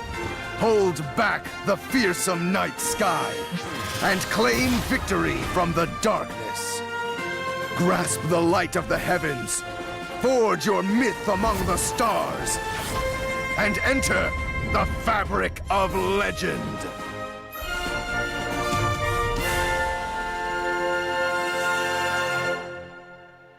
All right, Exodium, what exactly did we see there? So we just saw the official release, or the official trailer for the release of Starforged Legends. It's going to be a new set dropping on the 28th of this month, and it's going to feature 104 new cards in a fantasy astrological theme. How many cards are already in the game? Oh, right now, 600, 700, 800. And you're adding another 100? Wow. Yep. That's crazy. That's right. That's right. So make sure you check it out. Again, 28th is when it drops. You get your free packs if you sign up before then. So get in there, look at the new cards. It should be a ton of fun. And you said the theme. Well, how did you characterize the theme? Because it looked so cool. Fantasy astrological. Ooh. Fantasy astrological. That's right. I like that. And is there anything that you want to make sure sticks out from this expansion? Any new mechanics or any like a class that's being added? That you're going to have to tune into the mid-season special for, where they're doing card reveals. They're going to be talking about it again today and tomorrow, so make sure you tune into that. Again, twitch.tv/NGE. Fair enough. All right, guys, I would like for you, if there's a place where people can find you, follow you, where would that be? Yes, again, twitch.tv/EXODIUMTV, Exodium TV. You can check me out playing Shadowverse. We also do cast tournaments, all that kind of stuff, so come by, check us out. And Carrie, where can people find you? You can find me on twitter.com/CRRMV. And Mouse? You can check out our awesome Twitter account. That is at Shadowverse Game. We also have a Facebook page by the same name, Shadowverse Game, so definitely check us out. We always make sure to keep everything up to date, keep you cued into all of our awesome events, both going on here and in Japan. So, thank you guys so much for joining us. On behalf of myself and Anna Prosser-Robinson, everyone, do not go anywhere. We still have a ton of game content coming here at the Twitch stage at PAX West 2017.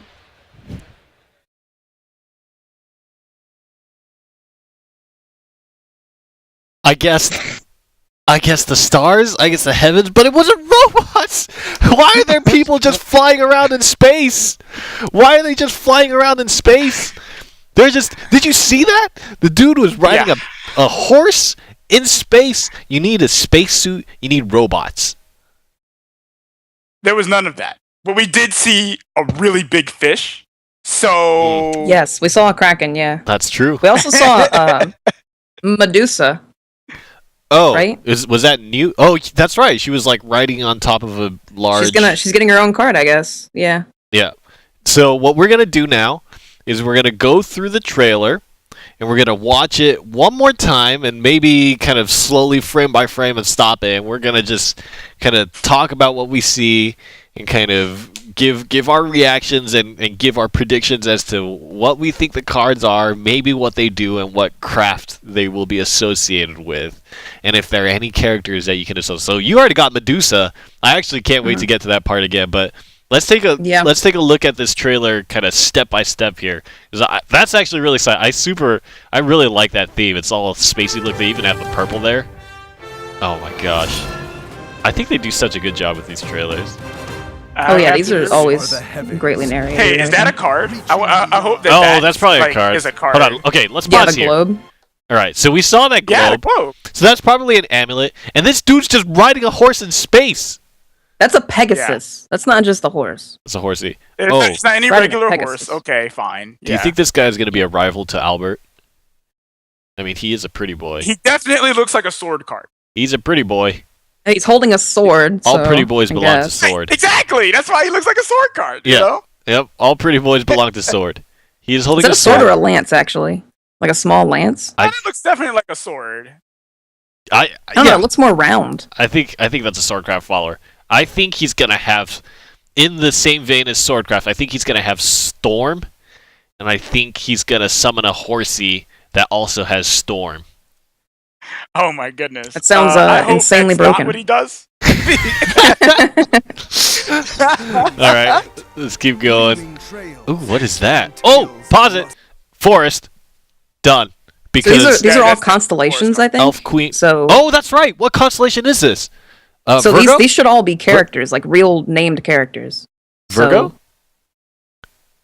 I guess. I honestly don't. I don't know all of I'm them. not a constellation person. I think Yeah, this is. neither am I I. think this is Forest though, because like Forest has like Elf Queen, you have Ancient Elf. This is like in that same like characteristic and flavor. I feel like. Mm-hmm. I'm gonna say Forest. I feel Forest there, yeah. Oh, she shoots out a comet. That's a spell that she gets when you fanfare summon. It's this dude again. The hero of the. Oh, okay. That's. Ooh. Oh no, we gotta go back a little. You gotta go back a little Like a bit. fire boar thing. I don't. No, where are we? No, we're back to the start. Way too far. Oh god! Oh god! Disaster!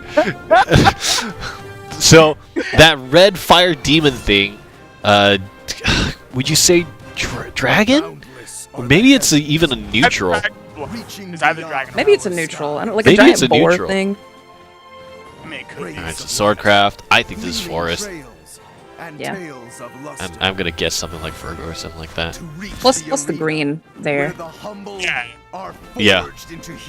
Feeling Forest hard there. Sure. Alright, so that's Taurus. That's Taurus. That has to be Taurus. Yeah, of course, yeah.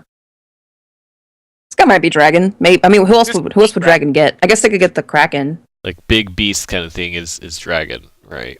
I would Yeah. assume. This could be dragon.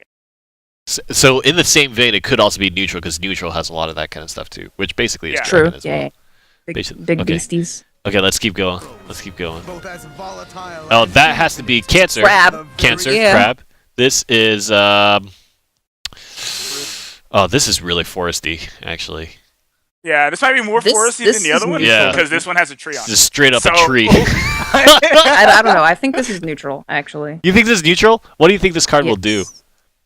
This card will take one of your opponent's followers and give it to you because of the charm Ooh, effect. that's so good. Because of the heart. I Oh yeah, absolutely change of heart from like Yu-Gi-Oh or something. Yeah. Yeah, I hope that I can doesn't see happen. that. You hope that doesn't happen? I hope it Hey, happens. doesn't That sounds too good. That yeah. way I can beat somebody with their vials. Yeah, Hey, Leviathan. Go back. Go back. What? Go Hold back, on, man. pause. Go back to Let's go back. Leviathan. Let's go back. Let's get this guy. Oh, That's okay. fine. Hold on. The crabby. Crab. That's Cancer. Crab. Is That that a has crab to be- scorpion? And pause. There we go. Yeah. Right there. That's There so we cool. go. That has to be Yeah. Dragoncraft, right? Giant Yeah, Leviathan. this Probably. So I guess we were Definitely both right. There's just water and there's space. Well, Yeah. I suppose there are pretty wide categories actually, to be honest. Oh, space. That had to be Pisces. That was Pisces. Fish. Yeah. That had to be Pisces. All right. This is this like a- Hatencraft because It's a bear bird. birds and like wolf that a bear chimera? things. Chimera looks like a chimera. Yeah. And this is This is- Medusa. This looks so On the sweet. giant That looks snake so head. cool.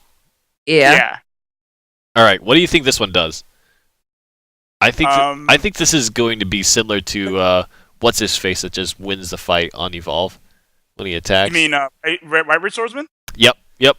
Because that's kind of what Medusa's effects were, right? Like Yeah. What if it's just that, she? like, you What never if she has a played. fanfare to paralyze your opponent's followers, oh my god. I would love so they that. can't attack I or would block love until that. next turn? Oh, kind of like a mass lockout kind of thing. Yeah, but Like it's a, like not a really giant like a stone blood thing, effect. right? Yeah. That's more like a Because there's force thing. chains right there. They showed chains, but I mean, I guess it's like related to this. Is she the one that put the chains on this damsel in distress? Probably not. You know, the way they do her hair, she kind of looks like Sybil. Yeah, she does. Yeah, Right. I don't know about that. Look, it's a hero again. Oh my god. Are they going to have a story? Is there going to be a romantic story? I'm down for that. I'm ready. I mean, he's already got the Time for me to Pegasus. Beef up. and, you know. Okay, I Who is guess that? this is somewhat robot-y. Yeah. This is the destroyer of That's worlds. got to be a god. That has the to be a wrecker of god. universe. And claim victory from the Oh god, he has lasers. Yeah, It's like an looks- Aegis type thing. It's gotta be Yeah. a god. Look how big it is. Jesus. That's How big do you really think Aegis is? Do you think Heavenly Aegis is like this size? There's a card I that think- shows how big well, he is. He's like as big given as his a mountain. name, I would think he's bigger. This isn't space. This guy's Those big. are There's a planets, planet I'm in the pretty sure. background. This guy is much bigger than Aegis. This guy plays billiards with come on. planets. Yeah, this guy is big. Yeah. All right.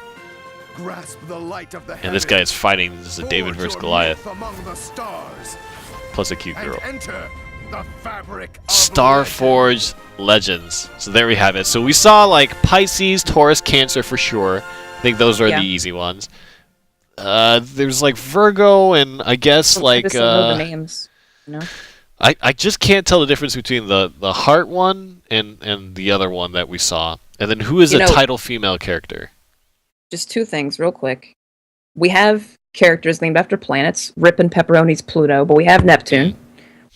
An expansion where we go to space for constellations. Please print like Mars, Venus, somebody else Yeah. that has a planet name. Yeah. Please. You're probably right. And then, second, constellation focus reminds me of horoscopes, and I really hope there's like some kind of like future sight kind of effects. Like Oh. you summon a 2 play point follower, and then 2 turns from now it pops like a follower for 2 or something at random. I That's think that'd be probably a that really first that globe thing that we saw mechanic. might do something like Yeah. that. Yeah. Yep. That's really cool. What do you think, Ayasenpai? Are there any particular effects that you think would go into the Starforged Legends? It's hard, man. Like I'm not very good at like prognosticating, Mm. so I'm not good at it. Give it you all know? storm. So Just go in. Just storm just say everything. storm. Just do what I did. Say storm. Yeah. no, I don't. See, that's too basic though. Like it Yeah. needs to be something. I don't know. I gotta give it more thought. Needs to But be something spicy. I would like to see more like just control elements in just different ways. So again, more focusing on the lock like strategy, and we saw a chain. So I would really love to see that. I would love to see like, hey, you can't do this. That card's effect doesn't. You can't use it. I would love to see stuff like that. So I'm hoping that the trailer is kind of like a prelude to something along those lines. I would Yeah. love to see, for me, as an actual effect, and I have no idea what the strength of it would be, but for Forest Craft to have something that's like a delayed effect, right? So like, you know how White Wolf is on your next turn, you know, when the last word pops on your next turn, you draw an additional thing. I would like for them to have a card that says, you play this card on your turn, and it counts up the number of cards you played this turn, and on the next turn you get a benefit. So like, draw X amount of cards based on the cards that you played this turn, or something like that. That's actually a mechanic in Hearthstone. Oh yeah? And I think it was broken. Yeah. Perfect. Add it in there. Throw it in there. I'm a think it was genius. broken. I don't remember how it was the elementals. Yeah, elemental was a deck. Yeah, it was a thing. I would so it doesn't have to be exactly that, but I think playing around with delaying the cards played association, because a lot of the cards played are purely just on your turn, just because that's like, oh, all the cards played in one turn, right?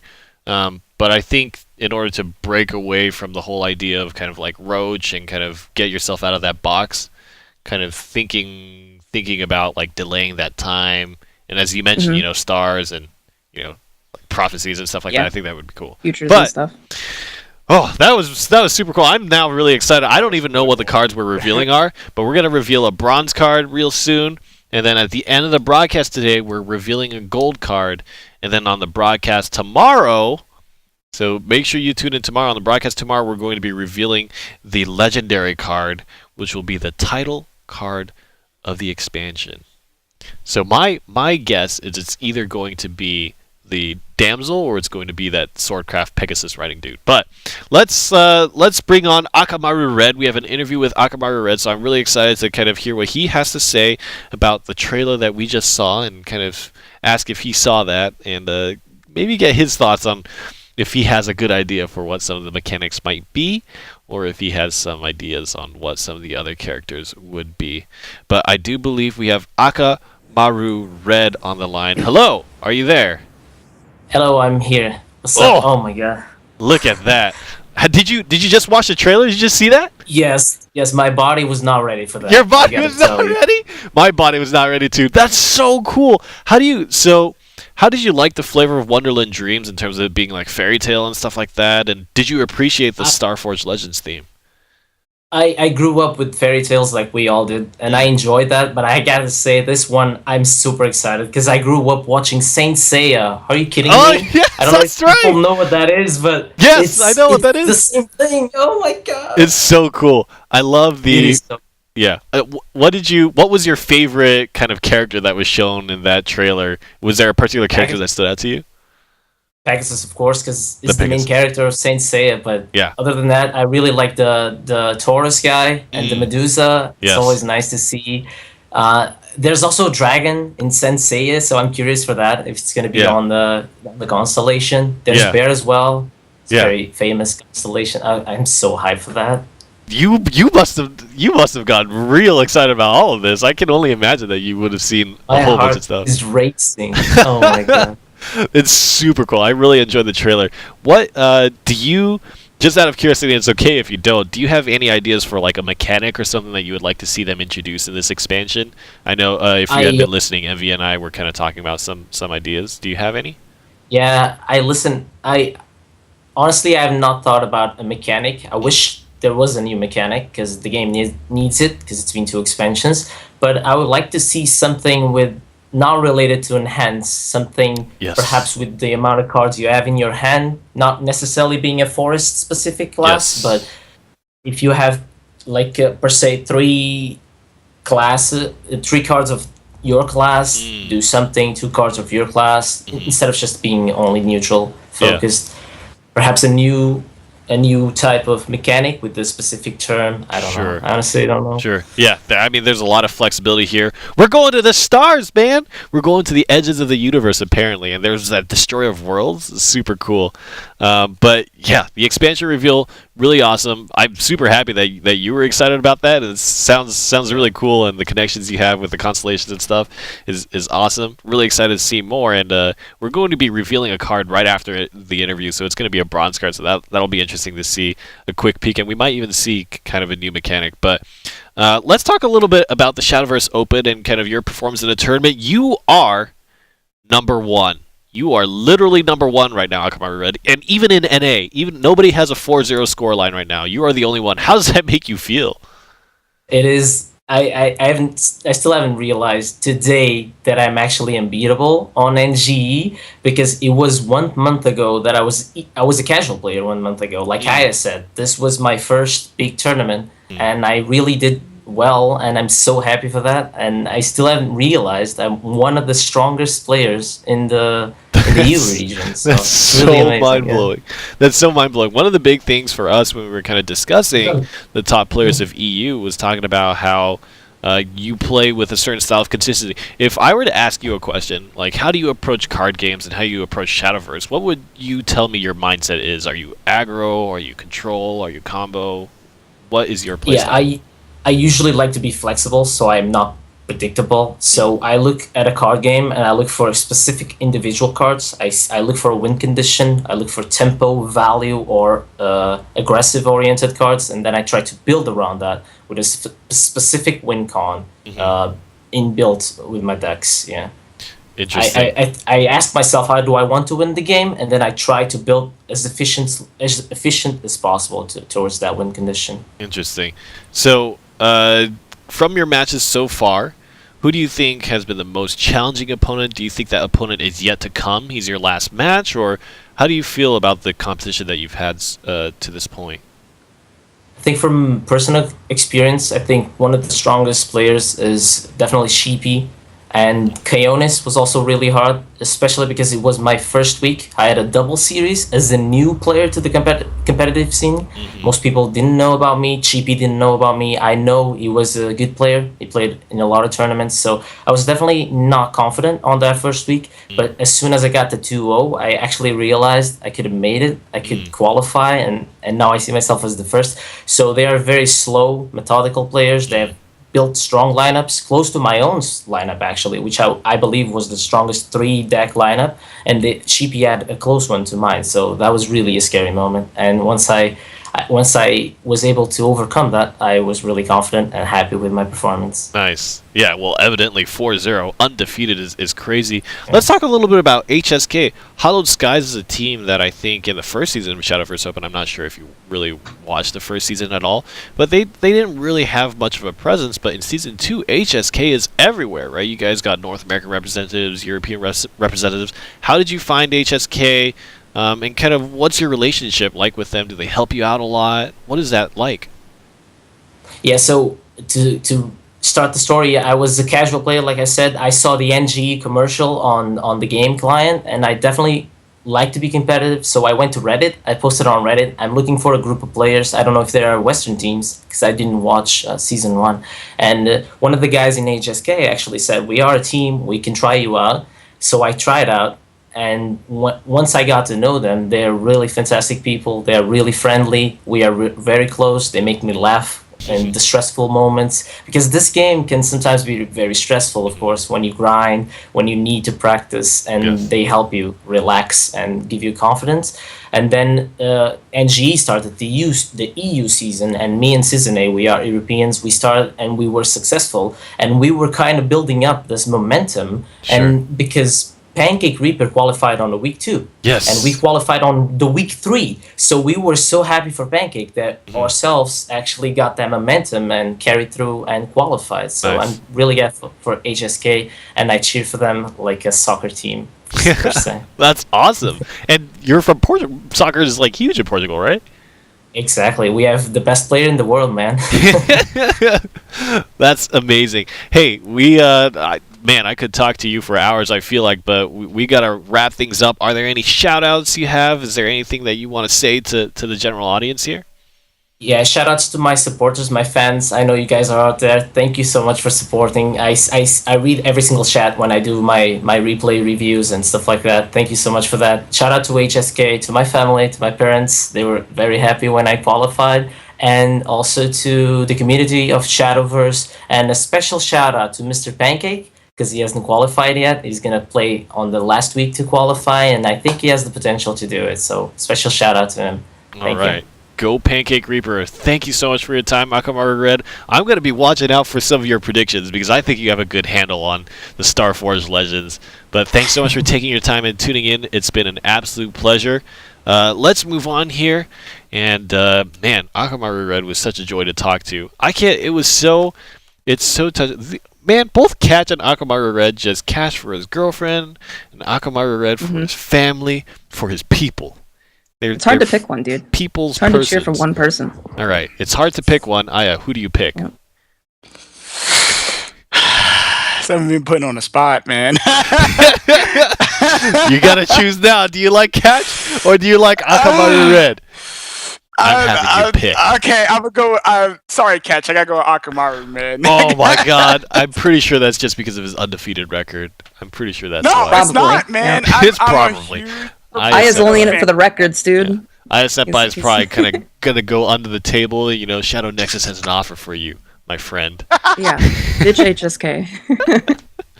No, that's not happening. That's not happening. But, man, fantastic interview. I love that he had some kind of insight on the expansion. I felt like I was just starstruck, you know, just watching the expansion. But he had some kind of context with it. But we are now at that point where we're going to reveal the first card from Starforged Legends. And I have no idea what we're going to see. No clue. Robot. I'm just going to say robot. It's going to be a robot. That's what I'm going to say. Megalorca? Is that what you guys say? Kraken? Yeah, it's got to be Megalorca. It's got to be. It's a bronze card. All right. Audience, do drum rolls in your head. We're about to reveal the card. I almost don't want to see. All right.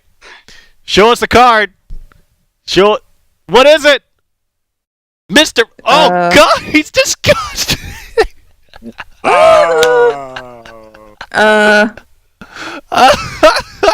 Look at his mustache. Well, Humpty Dumpty has a friend, I guess. Humpty Dumpty has a friend. Mr. Full Moon. Oh my God. That Evolves +2/+2, randomly change the attack. This is an Aegis counter. Yeah. One of the strongest enemy followers in play to 1. This is an Aegis counter. Yeah. Yeah, it does work against Aegis, yep. It does. Yeah, this is pretty sweet, dude. How does the Aegis wanes under the moon? The Aegis. So this card is a neutral, right? I don't think we can. Oh yeah, that's a good point. Or is it a Haven craft card? It probably is a neutral. I wonder if there are any other. Yeah. Well, the gem on the bottom is supposed to tell you, but I forgot if that's the neutral one or the Haven one. It looks like he's neutral. I think it's neutral. It's neutral? Okay. It would make sense to be neutral. It looks neutral. He is neutral. I just got confirmation. He is neutral. Mr. Fool. Okay. So everybody can play this. That's actually awesome. That means that you actually have an out against something like Aegis, or even something like Bahamut actually is actually pretty sick. Bahamut actually becomes real terrible. And that's permanent. Mr. Full Moon. This is sweet, dude. I really like it. How do you feel about the 6 for 3/3? How do you feel about the 6 for 3? It's just like the stats, but yeah. Stats. Do you think the effect is worth the 6 play point drop? No, for 2 reasons. 6 play point 3/3 is not worth it by far. So it'll more be it beats Aegis, but things that beat Aegis should just kill your opponent. Like if your plan is to react to Aegis with this card, then how do you win? Like what are you doing the following turn if you're playing this card, holding it the whole game just for Aegis? If that's your plan. In Take 2, it's kind of a card, I guess, because they evolve something has like 6, 7, 8 attack or something. You play this and you morph it to 1, and that's pretty good if you're out of evolves. I don't know.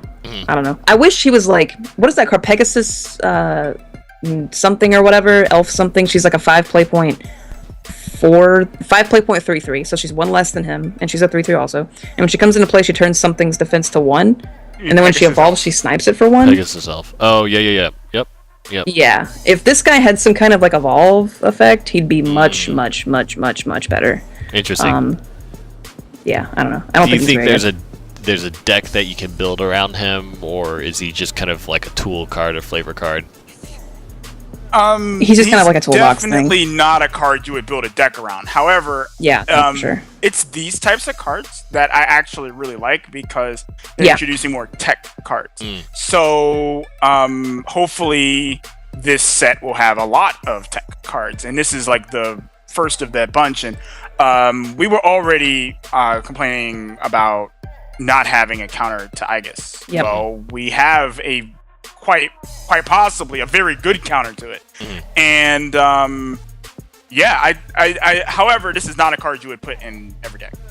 Like, it's definitely this more guy's for like specific textbook like matchups. release valve basically. Like when card games print something that's too good or like gets a lot of community outcry, they'll print something later that beats that card. That's like, this is for that card. Like do it. So they play Aegis, you play this. Bam. That's why this was printed. There's one thing I do want to say about this card though that I really like, and it's that it kind of is something that other control decks can play, so they don't immediately just lose to Aegis.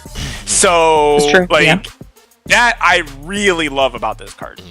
I like them designing this card to be bronze. That means it's readily available, right? It's very easy to obtain, and it's neutral, so it can be slotted into any craft, which means that you're never, there's never a situation where you're like, I wish I was playing Haven because that's the only craft that has an answer to this, So I think making that this particular tech card readily available to all the crafts is actually really good. So I think let's take a look at it one more time. Mr. Full Moon. I wonder if there's a Mr. Half Moon or a Mrs. Half Moon or a Crescent Moon. Mr. Full Moon. So the word is, my friends, vial or no vial. And on 3, 2, 1, I say no vial, because I think a new card, super valuable. Aya Senpai's gonna vial that. You just want your Seer's Globes. I don't even. Hey man, every point matters. He's a bronze card, so he's not worth it. And then he might be useful, dude. Like you never know. You might want to. He might save your butt. Yep. All right. Every point matters. guys, make sure that you stay tuned, because at the end of the broadcast today, that's in a little while, at the end of the broadcast, we are revealing a gold card. Which, by the way, just to give some context, in the last expansion, a gold card was Phantom Cat. So it could be a crazy card. A crazy Felice cat also. card. Felice, yeah, Felice is also Yeah. gold. It could be the card that is kind of the namesake of the expansion in terms of competitive play. Could be one of Grimner. those. Grimner, yeah, Grimner is... I'm getting PTSD Wise. now. Alright, so cool. Mr. Full Moon now revealed, and we are about to have a conversation with our last player of the day today, and that will be the the one and only Sizoni. Very special guy, very animated on camera. Used to be tied for top spot in the European tournament, but just earned his first loss, actually. But I believe we have Sizoni on the line. Sizoni, are you there? I'm here. Hi Twitch chat. Hey Rainy. Hi. Wow. You are looking real comfortable today. How are you feeling about all the reveals with the expansion and the card reveal? How do you feel about all of it? So I mean, you already touched on it with Akamaru, but I think the expansion is looking amazing. It looks epic. I mean, there's a bunch of big stuff. It looks destructive, and I'm kind of hoping for a little combo. But A little bit of combo? Yep, I'm hoping for a little bit of combo too. Let me ask you a question, Sizoni, because none of these other people will level with me. Is it scumbaggy to play combo? Of course it's scumbaggy. That's why we do it. Yeah. But we can't tell anybody else that. Do you just go out and say you're willing to be a scumbag? No. We say goodbye, thank you for the points, and just leave them. Oh, I try to convince people that it was outplay, that there was a chance for them to actually react to the combo. Obviously, if they lose, they're the worst players. Mm-hmm. Yep, exactly. And if they win, then we just got unlucky. Yeah, yep, perfect. I see that we're aligned. I like this. I like where this conversation are going. Cool. Let's talk a little bit about the Shadowverse Open and kind of how you felt about the whole season just in general. Now, Sizoni, are you kind of a new competitive gamer? Have you done competitive gaming at all before? I have never done competitive gaming in my life. Nothing that resembles it. Wow. Could you imagine yourself kind of in this position with Shadowverse and kind of competing in the Shadowverse Open and being in this spot? This is so unreal to me. I've never played a card game before Shadowverse. Oh yeah? I'm here with all these people who play Hearthstone. They come from Magic. They all these games that I'm not even familiar with these games at all. I've never touched a card game before Shadowverse. That's so cool. I don't know what I'm doing. That probably is why you're the unknown. You do the weird moves that people don't really expect, The most dangerous opponent is the one that doesn't know what they are doing. Hey, if I don't know what I'm doing, how are they gonna know? Yeah, exactly. The more I feel, maybe I should compete. Maybe I can be top of the NA group. I think we're very aligned in terms of strategy here. But up until last week, you were undefeated. Talk about that match with Fatina and kind of, what do you think were kind of the harder points of that match? And is it something that you're worrying about, or is it something that you're kind of, just the way the game is played and kind of shrug it off and continue on? How did you feel about that? So Fatina brought an incredibly smart lineup, and I love this lineup. I have been afraid of another lineup, which I'm obviously not going to reveal. But his lineup of D-Shift, Ram Dragon, and Aegis with Bahamut, mind you, is a lineup that plays very well into mid Shadow. And that's what he was sniping. He had Angelic Barrage in his D-Shift deck, and that was looked a little fancy. Fancy, yeah. Yeah, he was sniping mid Shadow, and mid Shadow is ironically one of my weaker decks because I'm a combo player, I'm an aggro player. I don't play these more slow decks. Sure. Well, especially with Hector nerf, maybe you won't ever have to play mid Shadow ever again. I don't know what I think I don't know. We'll see. We'll see. Oh, you're not revealing any of your secret weapons. Don't worry, you can tell me in DMs. Hey, I don't have secret weapons. I come up with them on the fly. That's the most secret of weapons. Not even you know. I see there's a consistent strategy for you. Hey, I have another question for you. What is your favorite flavor of ice cream? Oh my goodness. I like peanut butter. I like peanut butter everything. You like peanut butter and ice cream. I'm trying to. Have I seen that before? I had this like Ben and Jerry's has this amazing peanut butter cup, and it's I love it. Was that what were you eating the day you were fighting Fatina? It was like I don't even know what it was. My mom like came and brought me an ice cream in the middle of my match, and I thought it was hilarious because I just finished a snowman match, and suddenly it got chilly in here. Yeah, all of a sudden, weird how that happens, right? Definitely strange with things like Rhymewind and Conjure Snowman. But I actually really love that you were eating ice cream. It's just unfortunate that you had to take the loss, but it would have been legendary if you had the ice cream and you just, you have the cone in your hand and you just drop it. The mic drop, except with an ice cream cone.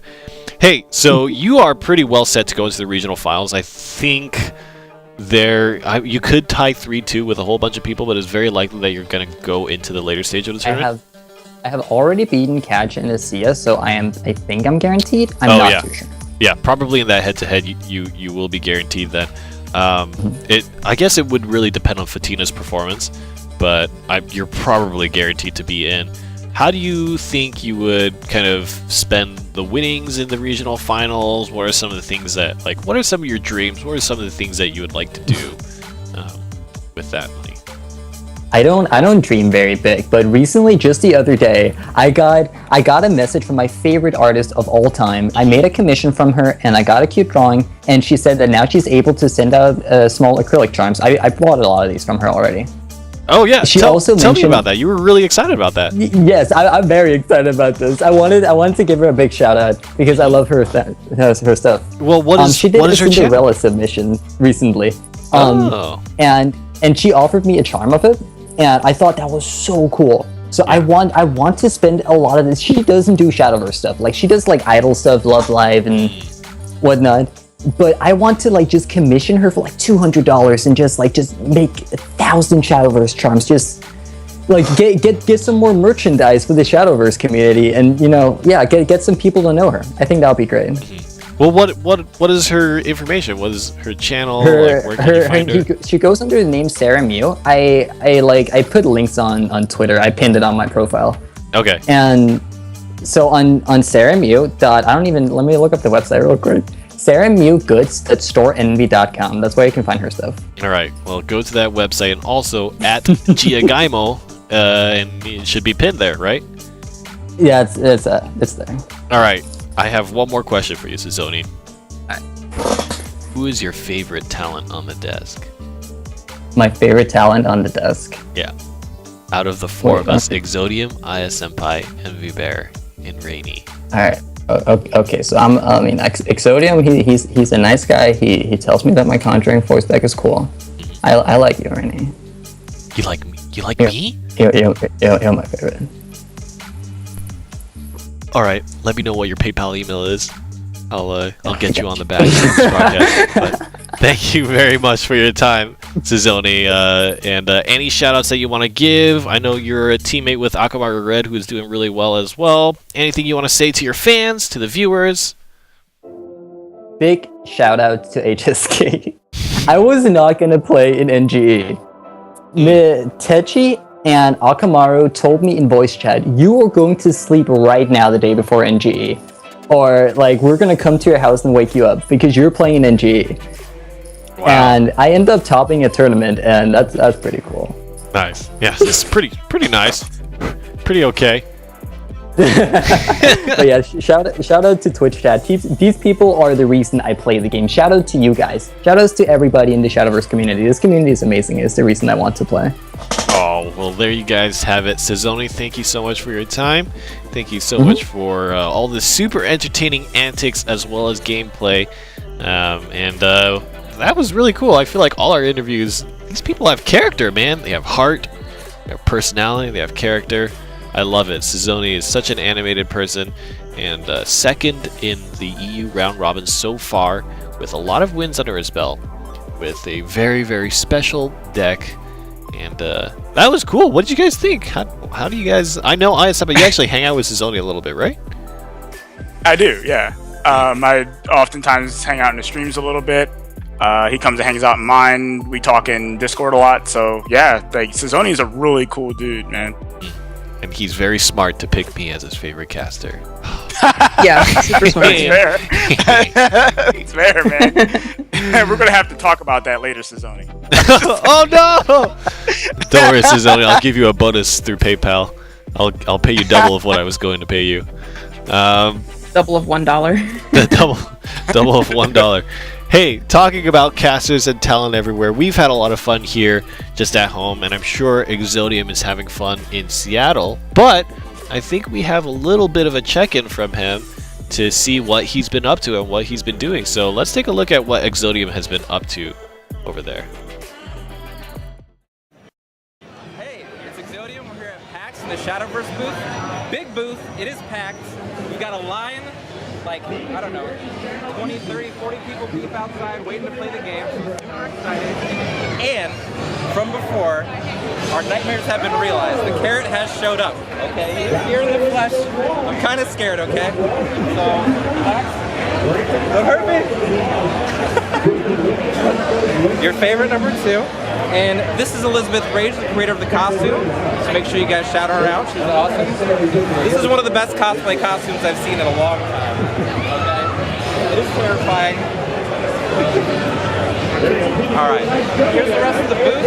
PAX is filled today. We've got a ton of people here today, and excitement for Shadowverse is high. We've got the biggest signs in the building. We've got the sweet play area, not just iPads today. We've got people are getting free stuff. We've got free cards to give out for the PAX. It's a huge thing, and coming up, we've got Ferry, who is the official cosplayer of Wizardess of Oz. So let's say hi to Carrie. Let's say hi to the... There we go. Another amazing costume, another amazing cosplayer, thank you. People playing some Pokemon. Look at this line. What else? Stream Zone. Alright, okay. Next, where I'm going to take you to is the Streamer Zone. So this is where you guys can catch me out on Saturday afternoon and Sunday morning. I'll be in one of these sweet booths that they have set up for me. So make sure you drop by and say hi. And make sure you check out on Saturday and Sunday twitch.tv/NGE for the mid-season special. Just make sure you guys catch that. Other than that, I'll see you guys later. Oh, well thanks, Exodium. He told everybody who was already here to go here. That was like fun, man. That was packed. Like that was awesome. I want to be there, man.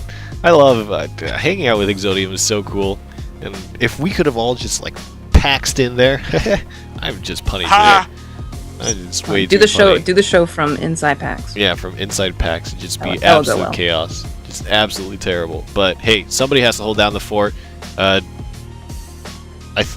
think we just got a second video. Apparently, somebody was filming Exodium in the bathroom or something. Do we have that video? Alright guys, so I'm here at PAX. I just met with Dewey from Sonic Games, and we're in the bathroom, okay? And I don't know what to do with myself. So, when you come to the bathroom here at PAX, you basically are told to drop your carrots right here, okay? And when you get inside, the message gets even scarier, okay? Sit down and let everybody know what your favorite 2-drop is.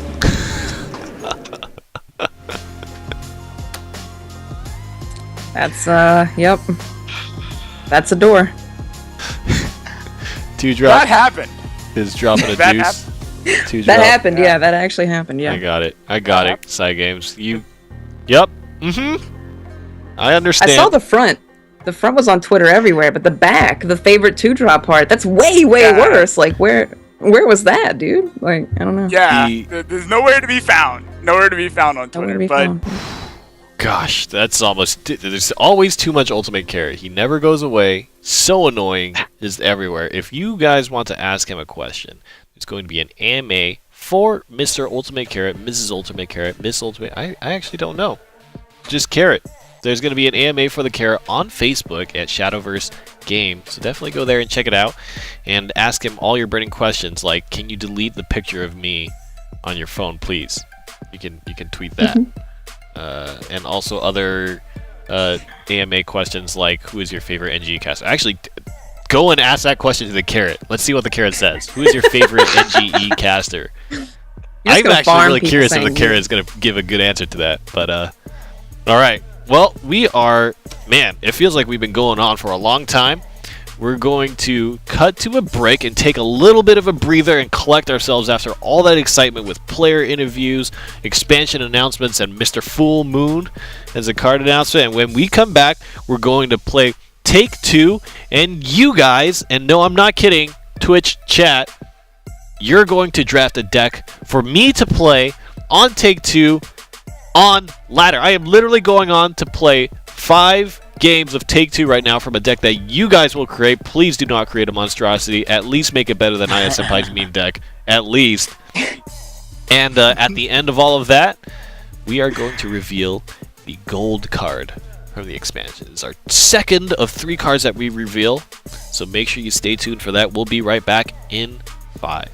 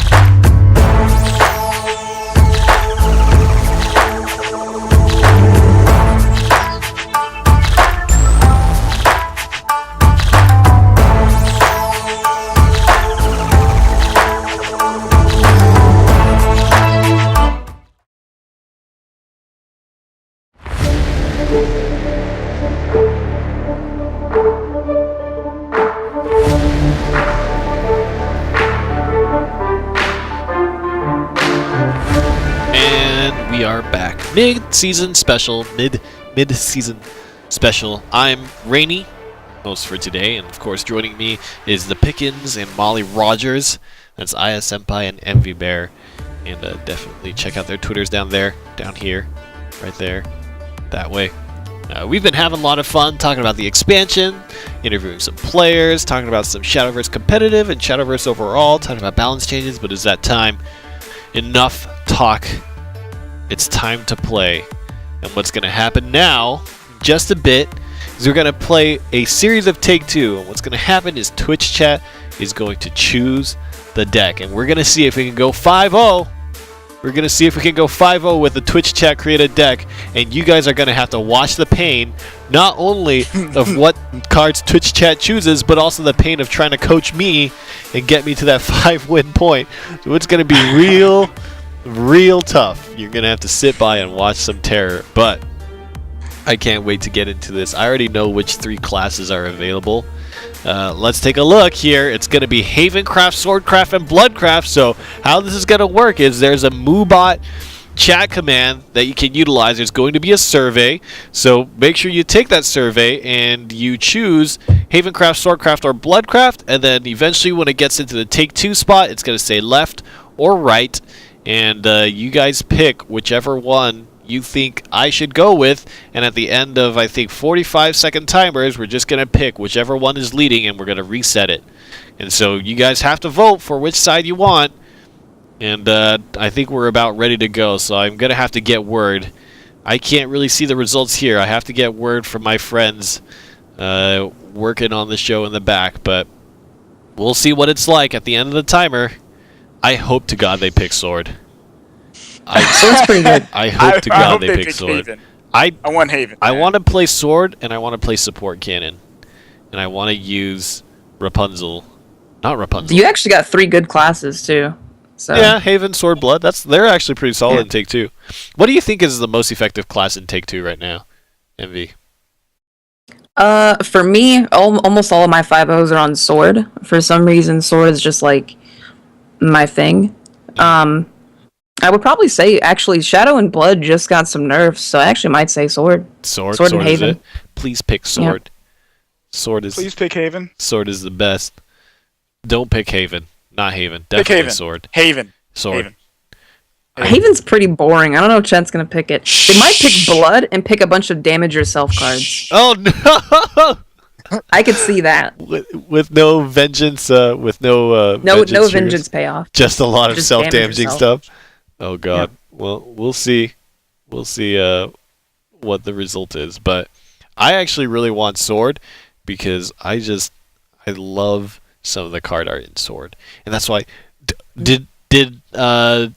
So a lot of people I know have been speculating on community websites about what those expansion cards were. I wonder if they had guessed what crafts they would go into, and I wonder if we were correct about that. But yeah, I didn't see that actually. It looks like the results are in. What am I picking? I'm picking left, so Havencraft? Yes! Oh my gosh.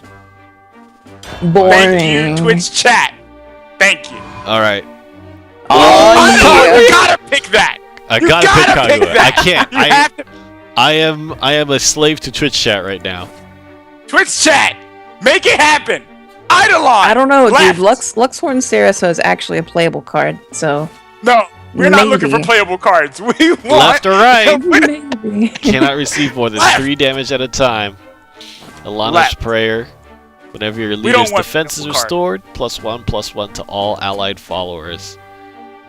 Come on, guys. This seems pretty quick. I want Kaguya just because look at that! I'm so sad that you can't do the evolved art here. False religion. Kaguya is so bad in Take Two, though. Let's go! Kaguya is so cool, though. She does nothing. Summon Ephemeral Moon. I know Twitch chat will side with me. I know it. I believe. Alright, it looks like left is kind of the leading choice here. We'll see. Eidolon of Madness. Come on, Twitch chat. It's gotta be left. It's gotta be. I've actually done a Twitch chat draft and got a 5-0 off of it because they picked a really good deck. It's left. All right, I know they can do it. Oh my gosh.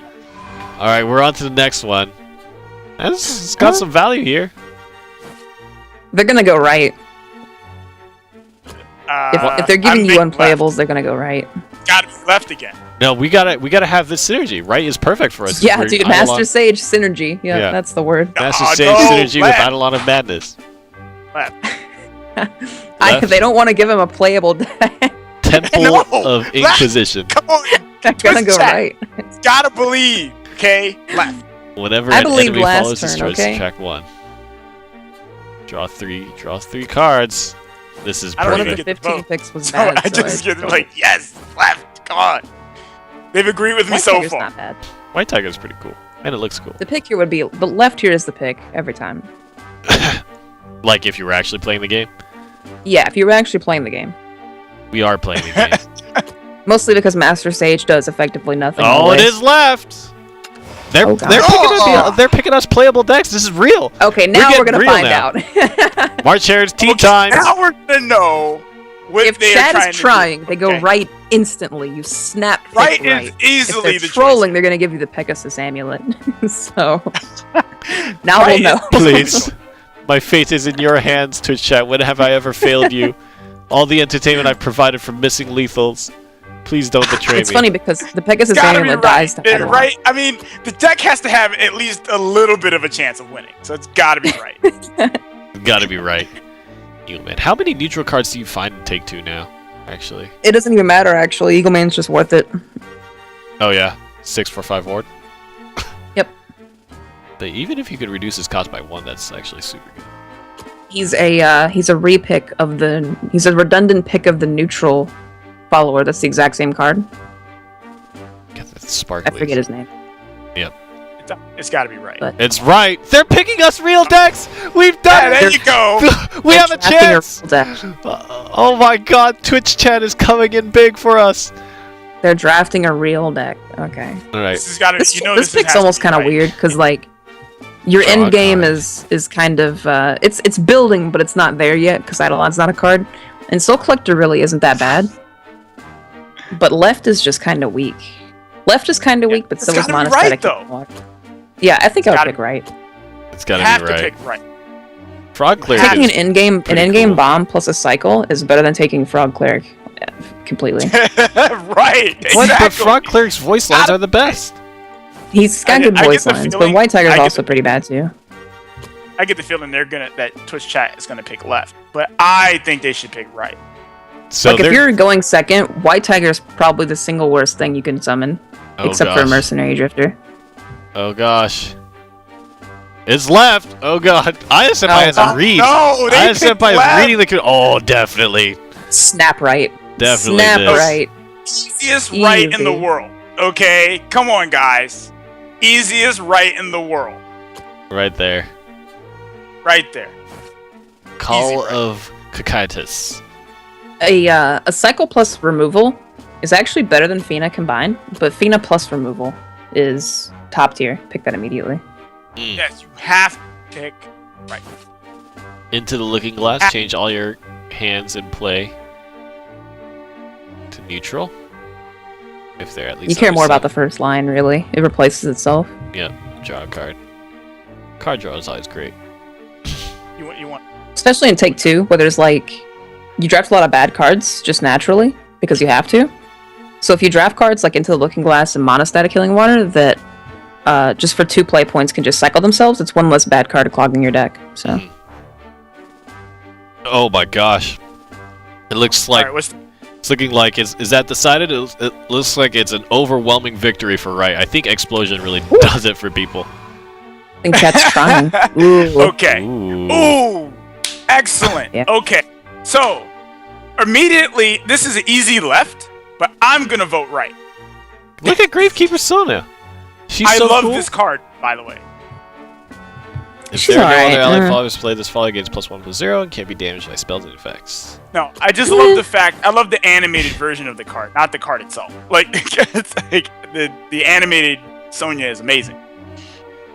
If we were light on removal, there would be, and had more amulets, there would be merit to maybe looking at Saladonian Boar, because he has the rush. But we have an explosion, and we need to fill our curve a little bit better, so the Beast We need Call amulets Eagle Man for is the pick. Eidolon. That's why you go left. Yeah. Yeah. You got Twitch Well, chat. you have can't Arya pick because us it's Arya's Arya. Eidolon and not get amulets. Come on. Gotta get amulets, man. Come on. If I you're mean, gonna minus meme us, the at least meme us Eidolon, right. Arya is Arya. So It's left. I It's actually left. sometimes don't like picking. It's gotta Arya, be but left. It's the It's pick. left. All right. Oh, wow. Okay, so like, I mean, can I pick middle? Middle. like- Yeah. Just redraw these. Summon a death sentence. That's a 4 play point amulet. That on the I would next have turn to is go left restricted. on this, Interesting. man. Like, Heavily I have to Hound. go left. The Pegasus is a 5/3. I don't know. I think you just have to go right on principle of Nah, value. I think we want a balance between completely unplayable and like could possibly win. That's why I go with left. You would go left. I go with left. Right is not like a bad pick at all. You take like the most value know, possible hey. in the pick, and you're getting good cards. Yeah, that's. I have completely superficial reasons for my picks. So Oh, you want Eidolon to pop a Pegasus? Yeah, I know. Right wins. It's gonna be Yeah, right. boy. I can't. Where's my mouse? There it is. don't be right. Oh, It is right. Ooh. easy right. Well, no, easy left. Lion Champion is one of the single most busted cards in Take-Two ever. That's printed. why This it's gotta card is be right. Insanely powerful. Look at him. You don't want a This powerful guy is card. the Bruce It's gotta Lee of be tigers. Lions. Right. Man, Sorry. Eidolon, people. Mammoth We Eidolon. do have an come on. Eidolon. Oh, that's not a nunchuck. Come on. I thought he had a nunchuck. I thought he was gotta be about right. as cool as a Ninja Turtle, except he was a lion, so he's cooler. No, it's It's like an gotta be axe on a chain. It's gotta be Mammoth. pretty- Right. You gotta have Mammoth. We get a Or nice Eidolon. little 2-drop. We Yeah, get this we has get some a synergy with Lion Eidolon. Champion, Fine. or we can troll and take Hey. the Frozen Mammoth. You totally should get the Frozen Man. Is Oh, our we should entire get deck gonna this. depend if we draw Eidolon or not? What if Eidolon just dies? Then it You know it dies, can die. and then the card sits there and doesn't do anything. Great. Okay. Is it right or left? We'll see. It's gotta be right. We'll And see. we need some forge. Where are the bird keeping disciples at? You haven't seen a single bird Right keeping wins disciple. by a landslide. Yes. Twitch That's chat. right. Go. Twitch chat, no. Wow. There we go. ISFI Snap right. knows exactly what's going on here. I Snap right. understand the Snap, people. snap, snap. Okay. I understand the people. People want 2 amulets memes. plus you get one of the better 4-drops you can get. Instant right. Veteran Tamer, summon a beastly vow. That's It's actually gotta pretty be cool. right. It's gotta be right. It's right. I Come love on, that guys. card. She's one of my favorites in the game. Of course, Hallowed Dogma, for those of you that don't know. Subtract 2 from the cooldown of an amulet, and you draw a card. Very, Right, very man. good Veteran for Tamer, Seraph. for those of you who don't know, Veteran Tamer is what a fair card looks like. She's the 4-drop, definition of 2/3 fair. That summons more potential value. She takes a detriment to her own stats for it. Fair. It's right. Come on. It's A obviously right. huge win for right. Yeah, that's instant Man, left. Twitch chat is uniting. There's Gruffy Boy. Instant Okay. left. Okay. Just on principle, you have to pick left.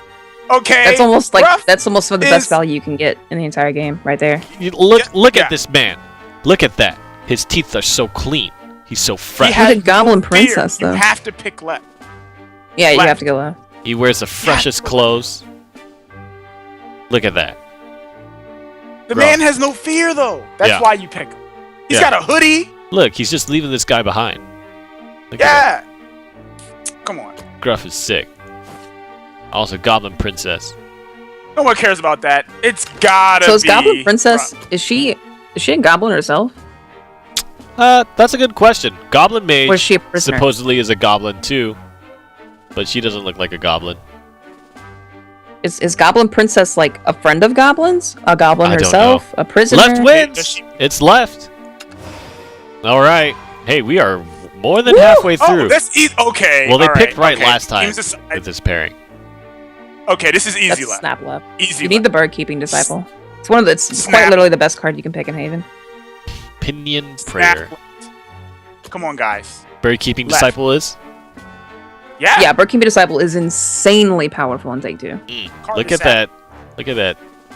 She has wings, bro. Yeah. What is that Left. above there?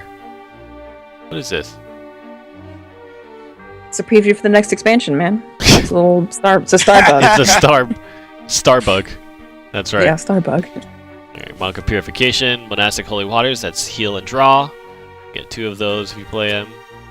White Tiger. No one cares about that. It's about the Bird Keeping Disciple, man. Can't be targeted by enemy spells and effects. Big win for left. Man, you guys are killing it. What I say? As- Oh, Tenko! Let's get Tenko. okay. All right, guys. Tenko doesn't work on our deck. We need. But look at that art! She attacks and dies. But her art! We have to go left. Yeah, her art's pretty dope. Okay, her art's pretty dope. And Sonya? But we need absolute memery. Okay. So Iron Absolute sculpture. Our defensive strategies So you are very gotta weak right pick now. left. Okay. And Iron You Maiden's need better it than to both come the out parts on the right. and immediately blow up your amulets with Eidolon, and it does nothing. Okay. That's what you need. That's what we need. Left. Come on, guys. Memery. In all honesty, Iron Maiden's the best card available here, so we just take it. Alright, we'll see. We'll see what Twitch chat decides. Memery. They might be split, they might go with the followers, but then we'd have 8-5 drops, and I really don't like that at all. Memery. Come on, guys. Believe in the memes. Just barely wins. It's gonna be right. Oh, no! Oh, Ariat! We have to go right. This is one of my favorite cards. We need Dumpty. Hey, you can use that with Eidolon? That'd be sick! Yes! We need the dumpster. Instant right! I think people are gonna pick Instant right for Humpty Dumpty.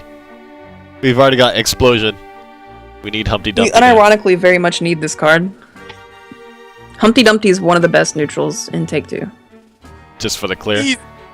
Yep, just for the clear. But like a bird, she sings. Is that what she says? No, you don't want that. And then She says something like that. Alright, I'm ready for the right pick. The right pick. The right pick. They're getting that area. Big right. Of course. Of course.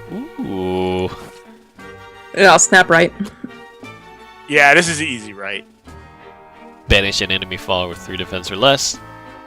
This way we can get rid Another of carrots. temple plus Bird-Keeping Disciple is This is your best chance of getting rid of carrots. Well, yeah. So we're past that. We're past that. Yeah. You gotta here. Right is easy pick. Easy pick. I'm excited for the last pick. What is it gonna give us? Another Eidolon?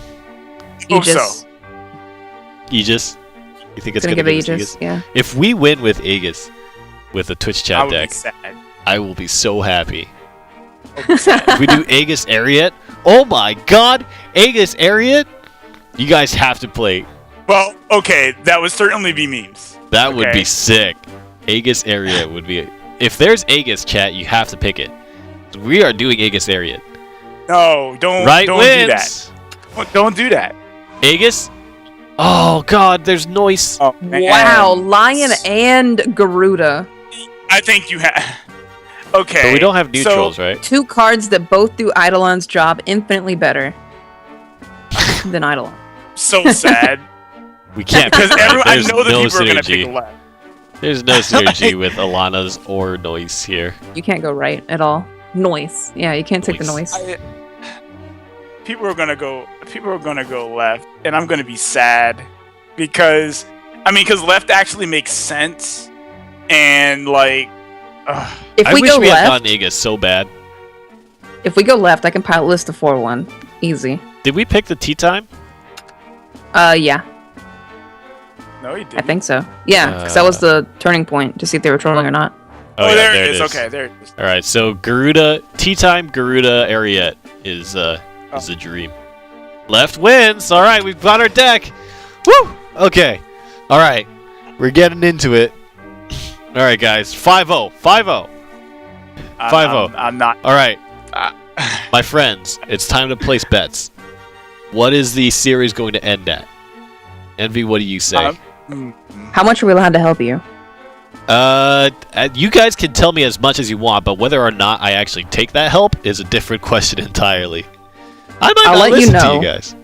I'll let you know that I feel in my heart. I play a lot of Take Two, and I feel like this deck is 5-0able. Oh. With the high chance for a 4-1. Twitch chat. But I think you're gonna end at 3-2. Okay. So that's what I was gonna say. So you're guessing 3-2? You can't guess 3-2 anymore. Yeah, I was gonna say 3-2. That's exactly what I was gonna say. All right. So which way are you leaning? Is it 2-3? Is it 4-1? 5-0? 0-5? All right. No, it's not. There's no way 5-0 is happening. There's no way that's happening. 4-1. So I'll go with 2-3. 2-3. All right. I like Envy better. She has more confidence in me. Of course. It's a good deck, dude. I'm just realistic. Okay. All right, here we go. We're kicking it off. Oh my god. What are the chances that we get sniped?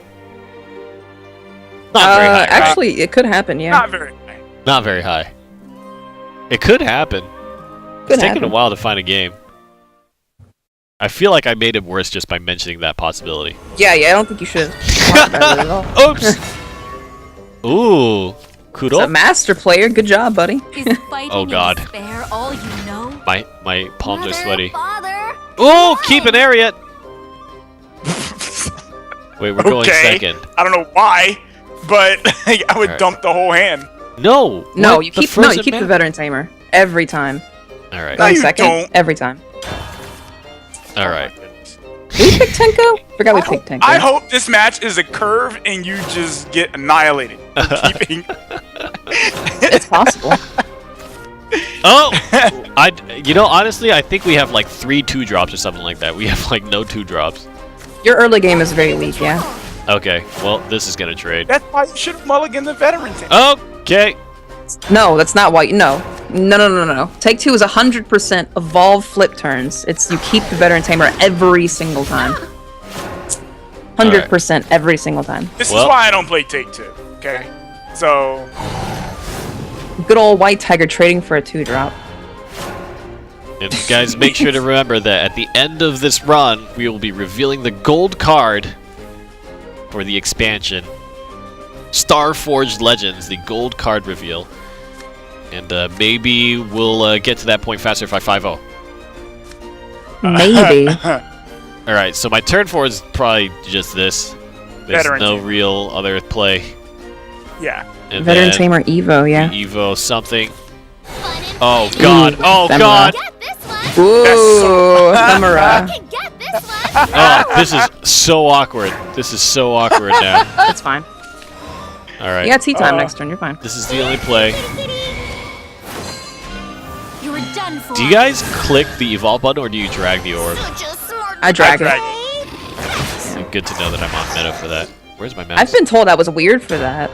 Like, for dragging it? Yeah, for dragging it, yeah. I like to drag and flick. Like, I just flick it on there. It's cool. Why would you be weird for that? Especially when the game's I don't know, designed with dude. that. My chat's gone on to me for that. Wow. That is something.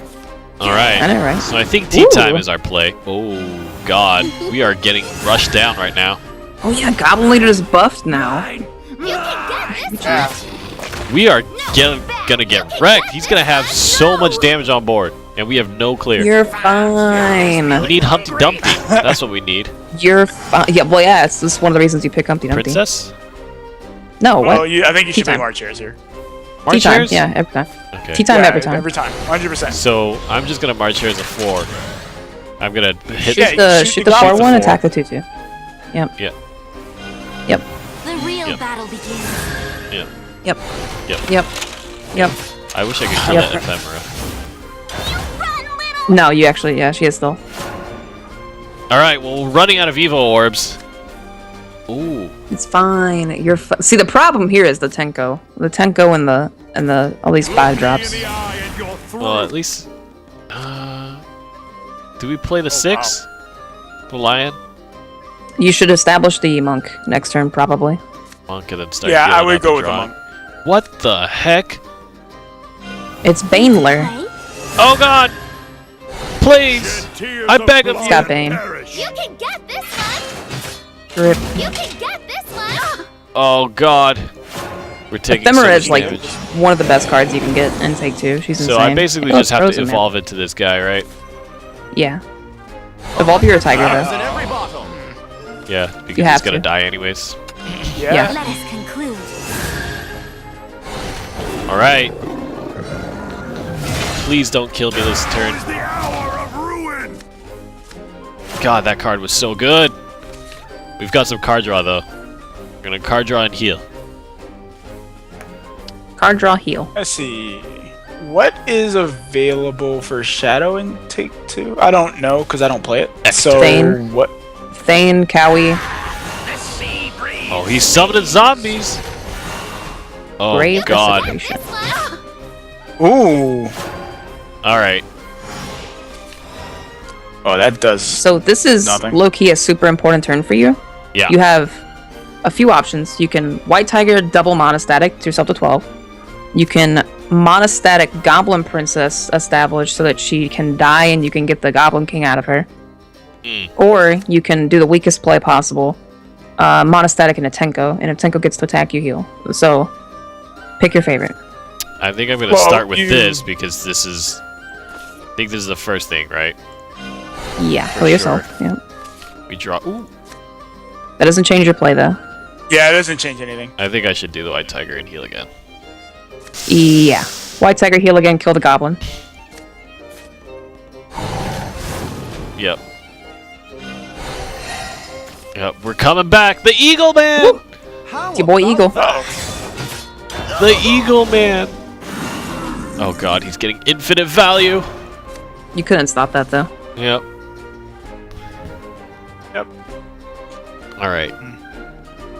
Let's see. On my next turn, I'll be at 8 play points. Mm-hmm.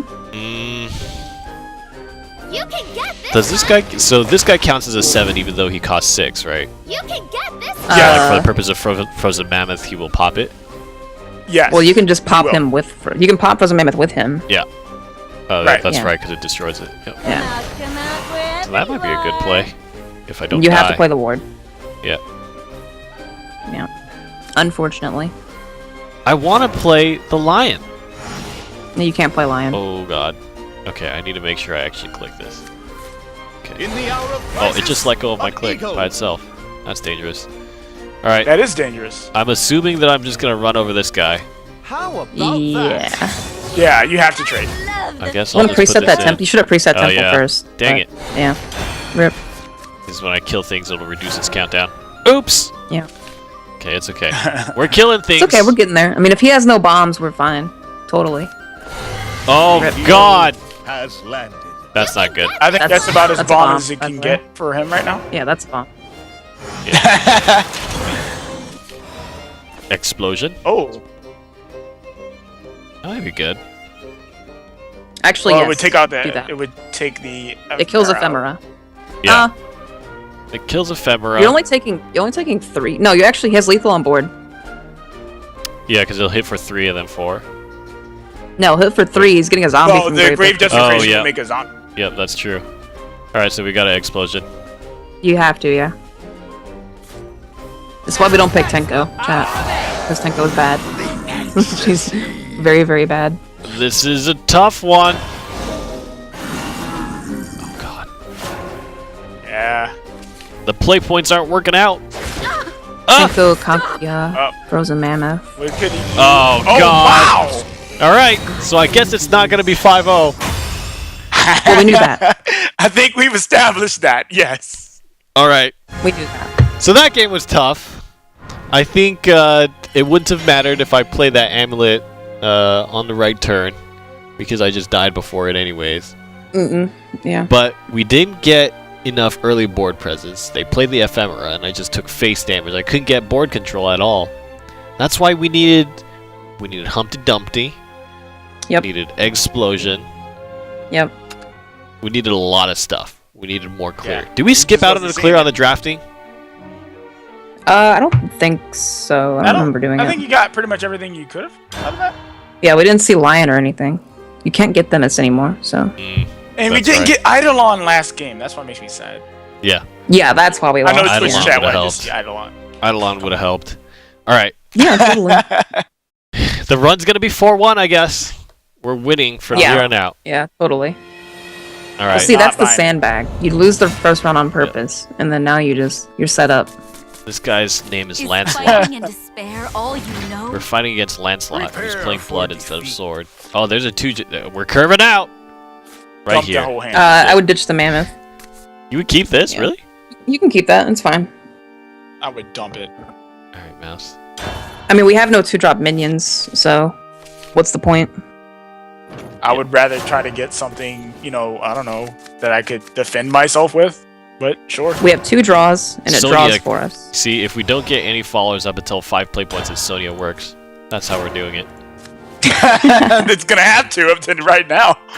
Oh God! He's got a piss. Oh wait, it only draws a random blood follower now. He's got Spawnly this. Sick defensive play, bro. Yep. I think we have literally like an Elta as far as 2 drops go. A singular Elta. Who made this deck? Oh God! Chat did. Ooh. You're also drawing like every top end card. You're drawing a lot of the top end cards. All right. It's amazing. Oh God. Disagreeable Demon is so good, man. Everybody picks this card, dude. She's so good. I think this one's a wrap. I'm pretty sure there's. Oh, we see Eidolon, no? Yeah, it's actually over to Ephemera. It's literally over to Ephemera. Yeah. All right, so new strat because you didn't draft an Ephemera. If you're not on the play, ditch everything looking for the 1 Elta because if you can't kill her 2-drop, Ephemera kills you. Thank you. Don't follow me. I can't believe.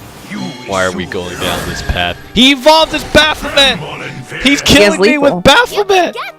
He has lethal. I envy you. I can't believe you've done this, Rainy. Well, see, this was actually part of my plan the whole time. This was part of my plan. I was supposed to sabotage you to a 3-2. Now Somebody told me that this deck was a 5-0 style deck. I told you it could. You did say that.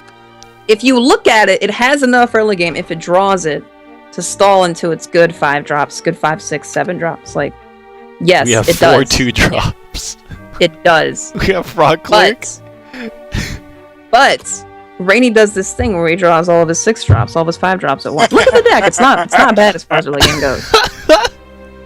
I promise you. You've also been second twice. All right.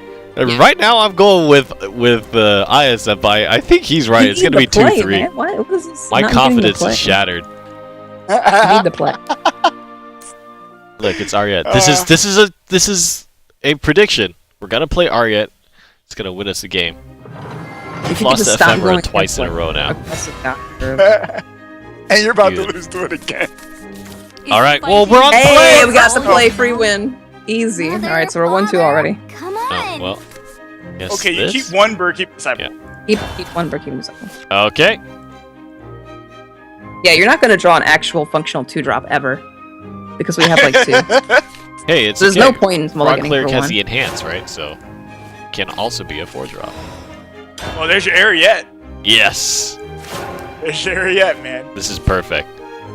This is exactly what we wanted. All right. He's gonna go like Goblin, Faria, Shadow Reaper, Alice. Are you planning the curve for him? Now she's going against you, man. Look at this. How do you do this? You drew 2 7 drops. I need to know how you draw cards, man. Like. I take a piece of paper. I have a pen. Nice. And I start just scribbling.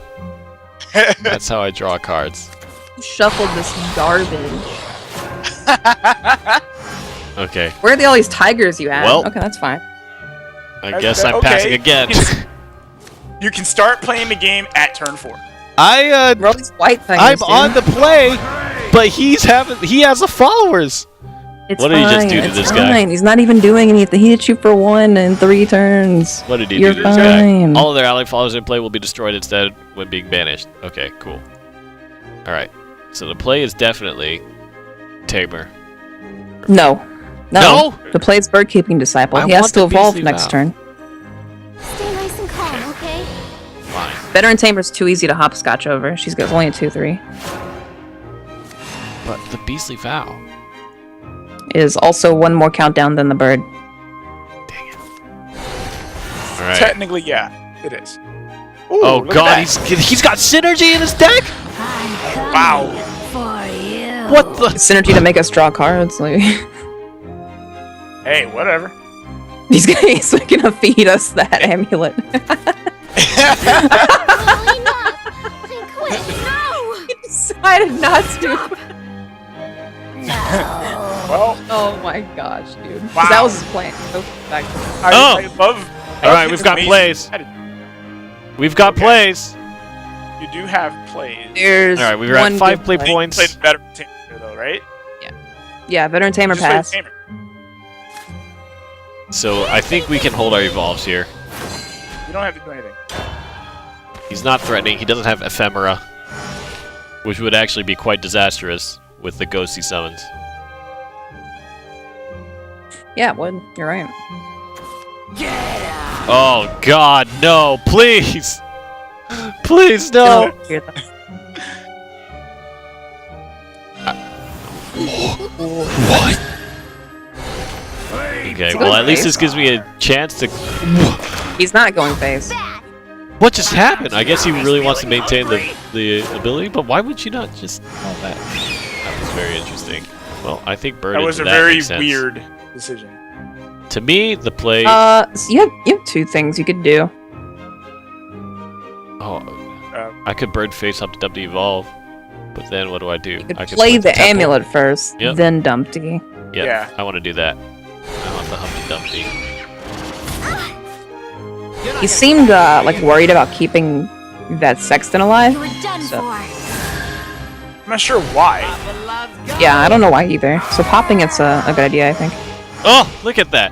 Wait, we're totally gonna overdraw. No, we're not. We're fine. No, it doesn't pop next turn, so you have. Yeah, it time doesn't to pop next turn. play cards. Well, I need to play my Frog Cleric and my White Tiger, right? Next turn I'll be at 8. Nah, you don't even care if you mill. Really?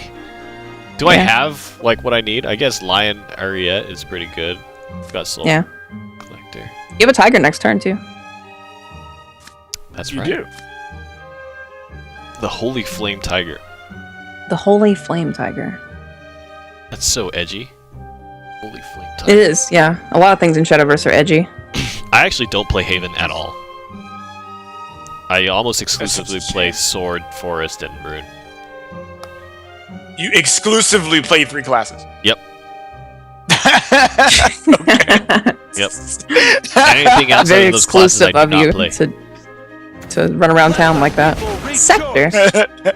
It's a huge play. Sick, dude. And he passed. You played abs, bro. Easy Oh Lion my Mammoth. goodness. Lion Mammoth. Where's my Easy lion? lion right now. Easy. Yeah. Oh my god! Look at how fat my Ask board ask is. him what's up. Value. Can I evolve my mammoth just cause? No. Please. No. No, don't. Just fast, man. I want. Just I fast. want 6 the shadows mammoth and to 2 be evos. 8, Soul, 8, Soul Squasher is always a card. 8, 9. Soul Squasher The mammoth doesn't have a soul. Come on. can still be Soul Squash.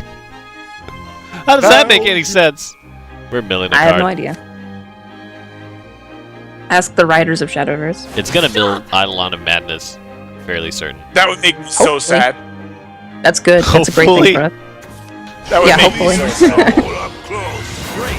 Solar Blade Warrior. Oh!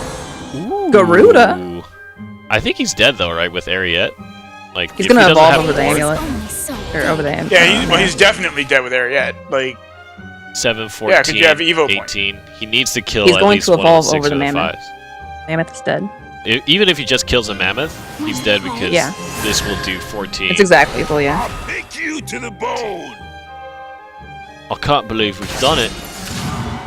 See, this is why we don't evolve the mammoth there. Yes. Yes. Real Yes. battle begins. Alright, don't mess Oh, with the line of play. Ariette is I'm gonna move my mouse around so it doesn't accidentally let go. Oh, what I are the do odds that you too. actually won with Ariette after saying what happened? And this was the one that it showed Ariette. See, Yeah. this is Yeah. why I See what like happens. Ariette. Ariette never fails me. You're too strong. Oh, that feels so good. Wow, and the emotes. The emote trick, I love it. Most impressive. What a scumbag! Did you listen to Sazone? He said, "Of course they're scumbags. That's why All they right, do it." getting Sizzo tips. Yeah. I pray that you will be free from suffering. Well, it's part of the plan, dude. I had to, you know? I saw the opportunity. We're on the way. We are on the way to 3-2. My confidence is regained. We're winning out. Never Just get lose. the play, dude. You're gonna win every game you get the play. You're gonna lose every game you get the draw. That's how Take Two works right now. Never losing. Never losing. That treasure chest is only gonna get bigger and fancier. I can feel it. I believe. Oh gosh. All right. I need to review my deck a little bit. Yeah, please. I need to review my deck. How many 2s and 3s are we holding here? 4 of each. We have 4 2-drops and 4 3-drops. How many are actual followers though? Like just followers? I think only 2 of them. I have 3 followers in that range. Hey, so 3 of 30. Yeah. 10% chance, right? Oh, that's how odds work. Yeah. Yeah, that's how it works. I believe. Next game, I'm gonna win by playing Kaguya. I'm fairly. You actually have like a 37% chance to have a. You said 2 2-drops or 2 3-drops? Total, if I add them up, is 3 drops between 2 play point and 3 play point. You have like a 36% chance of having one of those 3 cards in your opening hand.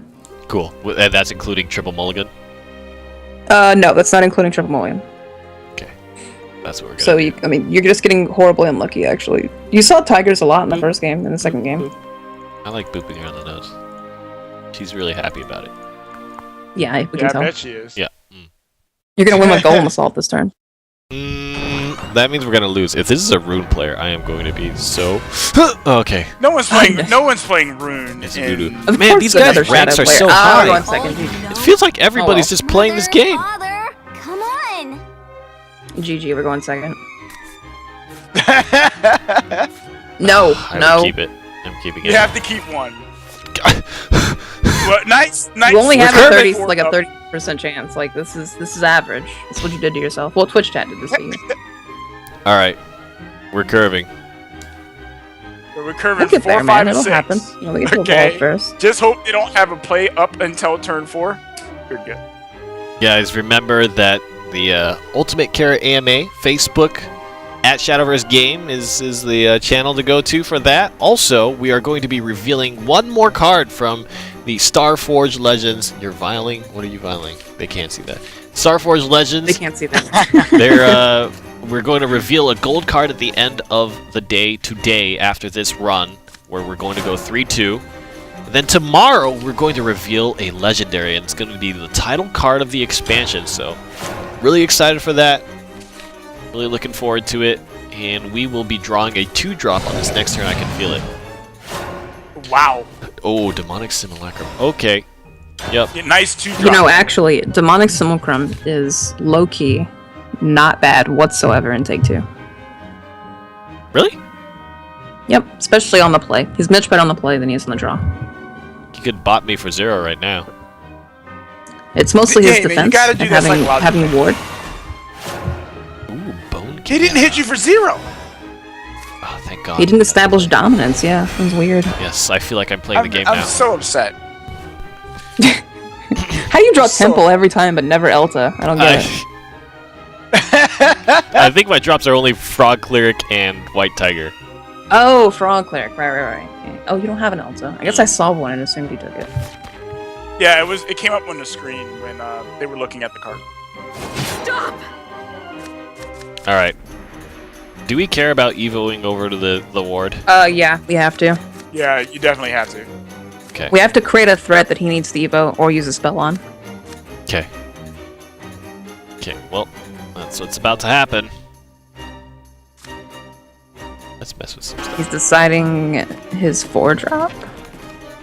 Oh, wow, that's what the heck? You never seen that? No, I'm always clicking on my cards. Yeah, dude, the map Yeah, interactions wow, are cool. I wish they had more. You really should mess around with the game more, Rainy. Yeah, dude. That's creepy. There's a different one too if you keep doing it. This guy must have some complicated lines of play here. I doubt it. He's got a big Knuckle Bodyguard really and he's much to wondering think how about. he got it. I don't remember putting this in my deck. Good thing it'll be useful. Seems to be lurking. Uh-oh. Okay, we're evolving over that then. Yep. Ooh. Stay nice and Garuda. calm, okay? You're done You actually for. have a chance to win this. Do you think so? I think he's gonna have some like 5, 6, 7s that are going to absolutely destroy me. That's kind of the whole reason of picking Shadow, is so you have 5, 6, 7s that do that. Yeah. Yeah. See, I was trying to be Positive. I was trying to be positive. So do you think my play is Garuda to pop one of my followers? Well, I mean, that amulet's gonna pop on the turn that Garuda comes out, so Yeah, you can't play or Garuda. the opinion player, so it wouldn't really matter there. You're better off playing the Goblin Princess anyway. Yeah. Really? Not going for card draw? Yeah. Well, you Well, she reduce is your card cost to draw. your Eagle, man. She draws a 5/5. You're right. Well, I mean, it's true. It does draw 5. This guy might have sniped and knows that he's against 3 people, and he's just like considering every line ever in the history of Shadowverse. Uh-oh. And I haunt. What is he Rainy, playing? trick question: can this guy have Deathly Tyrant in his deck right now? No. Oh, good job. I just guessed. Well, you guessed correctly. Deathly Tyrant's in the standard set, and the standard set's been rotated out of Take 2. So, But Deathly Tyrant's so cool. but he's not in Take 2. Hades is Not- only so. Oh. That was a mildly okay combo. Okay, I like it. This'll be our little secret. I mean, you know, Necro 6 never really goes off. So. Like, really? Like, it seems kind of. It was weak. His hand may be really weak, or maybe full of like Eictor cards. So I would save my evolve here. Oh. That's good. Yeah, Eagle Man gets buffed by that. Would you try to evolve yeah, with you this could. Simulacrum? I think I want to save it. You could. You could get rid of the ward though, because if he wipes you this turn, your bird gets clogged up by that ward. That's when I top deck my explosion. Well, I mean, he can't play Foul Tempest, right? That's not. That's, So you explosion your. No, he can't play that either. So you explosion your own bird away. Yeah. Well, the bird was, you know, I wasn't friends with it very long. I don't have an emotional attachment. It's okay. I'll be okay. Can we please just mill Eidolon? Where is this card? It has to be the last card of the cards that we draw. What? That's fine. That's what you We're wanted. milling 2. We're gonna mill 2. Hopefully one is Eidolon. Oh, come on, man! It's got to see play at least once. This is great Okay. too because the bird just pops into that Feather Patroller for free. Like that was just such a bad play for him. Like the tempo of this play was bad for him. So, Not that it was a bad play on his part, but it's gonna end up bad for him. And see, now you're in a situation where you wish you'd kill the ward. the ward. Because now you can't attack this 5/5. Like, Yeah. Would you bird here? or, ooh, tea time is huge. Yeah. Explosion! Losing the tea time was pretty bad. I knew it! I mean, you could play both Goblin King and Eagle Man this turn. I think you 'Cause actually Goblin King Let's would should. be see. neutral and Eagle Man would be reduced. So, just saying, you could play both of those. I think that's pretty strong, actually. Goblin King, Eagle Man. Yeah. So bird kills the 3/2 goblin first, then Eagle Man. You could evolve Eagle Man over the 0/3 finally if you wanted to. I think that's the play. And I want to play a bunch of cards since we, In the hour of crisis, our hand is so large. Not the king. Not the king. Spread your stats. Oh yeah, you're right. Right. Yeah. God, this mouse is actually... Woo! That was difficult. Alright. I love that picture. Yeah. We it's just really don't good. pop the Chimera, right? Well, you have Nah, you just go explosion. face. No, you have explosion. I can pop it on the next turn, right? Pop If you're a it in goblin an with. explosion. Yeah. Okay. Yeah, I sure. would go face here. Because he could have Eictor also to spread the damage around. Okay, it's 7. It's 7. Oh no, Hector is 7. Oh god! Hector is 7. But Yeah. hey, I don't. He's not making any zombies. He's lost all his shadows. So, yeah. Yeah. That's His best good. play this turn is Thane. Thane or Cowie. Please, no. Kawi would be pretty disgusting. I mean, not realistic. We have I mean, our lethal 6/7 on skills are board. free. If he doesn't clear these, he's gonna clear one of them. Shadow and he has Sword no Evo. get destroyed by Lion Champion if we had Lion Champion. 1. We have 3. So we have potentially 12, 13, 17 damage here. True. Is Arya gonna win me another game? Probably not. It is quite possible. I don't see it. He's killing the 5/5 at least. Oh at wait, the very least. we have more than that. Because I can evolve my Goblin. We have 12 plus 3, 15 plus 3, 18. Oh no, he has a ward Oh now. lol. Welp! That's gonna be annoying. You should probably use Arya to break through this 5/5. Okay, yeah, that's a good. Darn it all! Eagle Man the 5/5, Arya, and then Goblin attacks. There's another Eagle King! Oh, another Eagle Man. Eagle Man's good, dude. It's a great card. You're gonna do that. Yeah, boy. Get in face for 6. Yeah, Easy. that's 100% face. Alright. Alright, I think we're doing well. I think we're doing well here. We've still got a few cards up our sleeves. Next turn you can play Beast Call Garuda. And you'll banish the tiger, but you get a bird. To do 5. Well, we might just throw our goblin into one of the skeletons and then we have space, right? Yeah, you wouldn't need to, because the goblin can go face. You're looking to kill him off this play I'm talking about. 1. Assuming you can even kill the 7. ward. If you can't kill the ward, nothing matters. Show me your soul up close. Alright, you just win.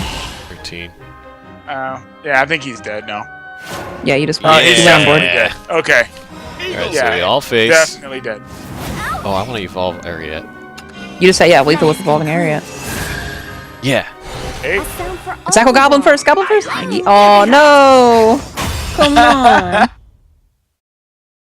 Dang it! Alright. So at this point, you guys can pick the best scores, because it could be either one now. It could be either 2-3 or 3-2. This is it. I believe. If I lose this game, I am not revealing the card. Okay. I choose not to reveal the card if I lose this game. Sure. Well, then I'm definitely gonna have to root for you to lose this game. Why? You don't want the card to be revealed? I want to reveal the card. We're gonna reveal it no matter what. Starforged Legends. We're gonna reveal the gold card after this last game. Twitch chat created this deck, and I don't know, would you consider it a brick in the first 2 games? Oh, those are definitely bricks. We fairly bricked. The first, if you notice something, the 2 games you've lost so far, they had ephemera. That's true. And the 2 games you've won so far, they didn't have ephemera. Yep. That's true. I'm noticing a trend. Ephemera plus I've board also control done is second pretty 4 crazy. times, which is bad. Ooh. Hey, White Tiger finally. Still, if he has a 2-drop, then that white tiger becomes not so great. Exactly. That's why I hate this card. It's so bad. I love this card. Oh my gosh. Today's been so much fun. Twitch chat, your deck is amazing. Thank you so much. Yeah, Twitch chat, your deck. We gotta see Eidolon get played once. Come on. This is a game for it. Wait, can you see what the name of your opponent is? Someone in my Discord chat sniped you. Alright, buddy. Let's play. Someone in my Discord sniped you. Oh my gosh. Well, He's let's gonna just have a hope he dodge doesn't stack. stream cheat. Well, He he can probably kept decide his the deck for fate. me. If you let me win, I will give you more information. I'll reveal a gold card like I was going to anyway. Right. Yep. That's the way to do it. Alright. Right up. We actually got sniped. I can't believe you got sniped. What are you hiding inside? It was the last game. We nearly made it through too. We were very close. We nearly made it. We nearly made it. But you know, people are people. This is actually fine so far. Evolve? Yeah. You should get rid of the 1-4 now. Before some shenanigans come down and it turns into a 3-4. Such a smart. Okay.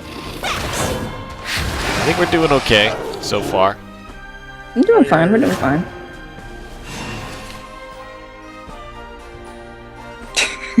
All right. We've also got March Hairs. Stop. Which is probably the play. Ooh, Demon Eater, of course. Oh god. Uh-oh. I think this guy actually rolled a good. Oh! I think he keeps this deck for... Because some people will, like, keep a deck for a streamer. Like, they'll try to snipe a streamer with... So he's gonna have... Well, I mean, how would he have known that he was gonna end up playing against Rainy, though? He sniped him on purpose. I actually apparently had 3 people trying, but you lost 1 round and they couldn't do it. I did not know this was happening. Somebody lost? Yeah, because you lost, someone else couldn't get you. Because their run was 3-1. They needed you to win. Dang. Dang. Sandbag bracket. That's how we avoid. Oh god! Hey, look, it's Lion Champion. That card I said was broken. It's gonna be left with 2 health. I guess we play Lion and pop the Temple. Or we could dance with Death. So you also have Monk. You do have Monk. I like Kaguya. Setting a Monk could be good. And I think you should evolve over this Lion Champion. You should get rid of it. Yeah. That's kind of why I would want Kaguya. Well, but then not him, the Lion. This one. Oh right, because leave the stats. Yeah. You could have kept Explosion up, but because Hector can come down and this thing could just smack you for 8. Why? Like, Yeah, it's can't good to have that. remove that. Yeah. Well, hopefully he doesn't know all the options I have available. Let's hope he's not watching, you know? Yeah. He is watching. I would He's expect sniping. your viewers No, to be no. If they snipe me, they watch completely. gentle people. Oh, wow. Rise of the Dead? Yeah, wow, man. So I am going to attack this and then Explosion.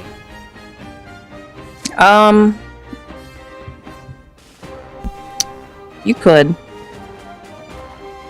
Yeah, I mean, I think that's probably a good play. You know, Lion Champion's probably going to come down next turn. I think Yeah, I so. think And there's a little doubt heals. I still have heals. Yeah, it's got value this turn. I like it. Okay. think We have no that's more fine. evos as well, so board control is super important.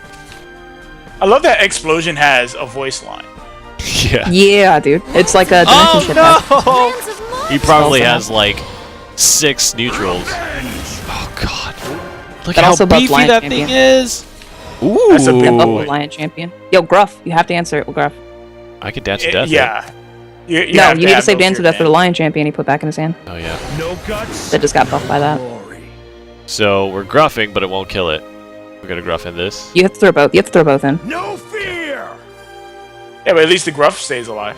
Yeah. Yeah, Gruff is fine. Value. Temple? Oh, I should have put Temple down first, huh? No, cycle a Healing Water. Because you're at 8 if he attacks phase. Yeah, that's fine. Alright. I don't see a world where he trades. He's not going to trade. I would immediately smack you in the face. Oh my god. Oh, Jesus. Yeah, I told you these god decks, dude. Like. Oh, man. Alright, it's getting intense in here. Yeah, Oh, it's boy. getting rough for you, man. Where's my mouse? Okay, so here's what we do. I It's can a fancy Lion. play. Are you ready? Yeah, I'm ready. It's a fancy play. Yeah. So Lion popping the Beast Call Aria. Where's my mouse? Okay. Gonna Lion. Gonna Beast Call. Pop the Beast Call Aria. Attack the Malicious Ghost with the bird.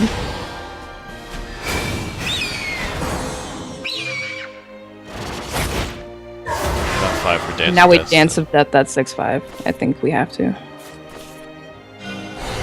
Hey, that stings. No I guess we fear. just phase. Yeah, I go face. Yeah, you have to go face it. Yeah. Now he plays We've Bahamut. got a pretty good luck, board. buddy. Please don't kill me out of hand. Phantom Hal. Kill him!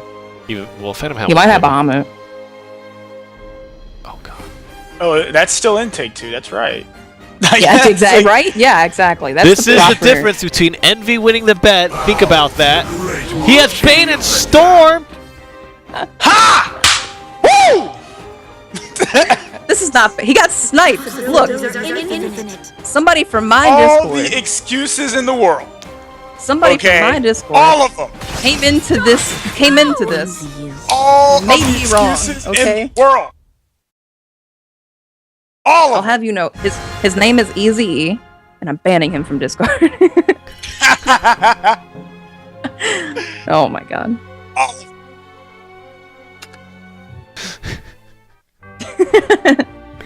Oh well. Feels bad. This is what you've done, Twitch. You got This is all what you've done. You've created a 2-3 deck, and you've also sniped your own creation. You destroyed your own creation. You That made was the this. point, dude. They wanted to snipe. All right, That was the point. we're redeeming the rewards. Do we get a card pack to open? Yes, always. All right, Tempest of the Gods. Open it. All right, we're opening it. Oh, it's gonna give us stuff. Rip. Feels bad, man. All right, so I'm gonna chalk this down as like not counting for Aya. Oh my goodness. No. Since I mean he got Definitely counts. Rainey got sniped by a concentrated assassin. He's holding this deck. It's 3-0 now. He's holding it for Hey, snipes. if you get killed by an assassin, that's your fault for not being aware. Guess what? Look, Rainey should have timed the queue better. We should have been on a 5-minute delay. Yeah, we should Go went away, chat full ham interaction. with all of it. Prepare well enough for being sniped. Protect yourself. Your fault. All right, we're doing it one card at a time just to frustrate people, to take away that feeling. go In for it. fact, we're just going to do this one. How does that feel? That's 2 at a time. How does that feel? Right? Oh! Ooh! Jungle Warden. Catacomb. Octo Bishop. Bishop. Okay. Mighty Dwarf. This is a legendary right Spring here. Cleaning. That's a good card. Oh, God. Oh, God. So not only do we... Alright, hey, well, there it is. GG. Thank you very much, by the way, for Twitch, for creating a deck. Also, for all the opponents that we played. Thank you for the very, very good games. And thank you, Envy and Aya. Liquefy it all. Thank you, Envy and Aya, for all the coaching and the help. That was fun. I actually really like that. We should do I'm that gonna more often. liquefy Easy for sniping you. You're going to liquefy him? Yep. Nah, man. All right. You can't vile him, okay? You can't. You cannot. he made my prognostication true. Okay. That's true. Vile You him. can't Mine's bigger vile in black and white. Okay. I think Mine's you found a can't. spy in your stream chat, in your Discord chat, Envy. Yep. I think that's a spy for Shadow Nexus. As I clear my throat, we're at that time of the broadcast, guys. Star Forge Legends is a new expansion coming out in just a month, I believe, ish. We're going by the expansion release cycle that Cygames It's has. 28. Yeah, Exodium So said it. we are going to look at one more card from the expansion, and don't forget, this is not the last card that we're revealing. It's the last card of the day today, but tomorrow, make sure to tune in, and we'll be revealing the legendary, what it does, what its stats are, and these are the first cards ever released to the public for the Shadowverse expansion. So, alright guys, drum rolls, your head, or there you go. That's actually pretty good. There you go. That's actually good. Alright, show us the card. What is it? Huh! Ooh, Perseus! Is he Swordcraft? Alright, so he's a one drop? This guy's weak!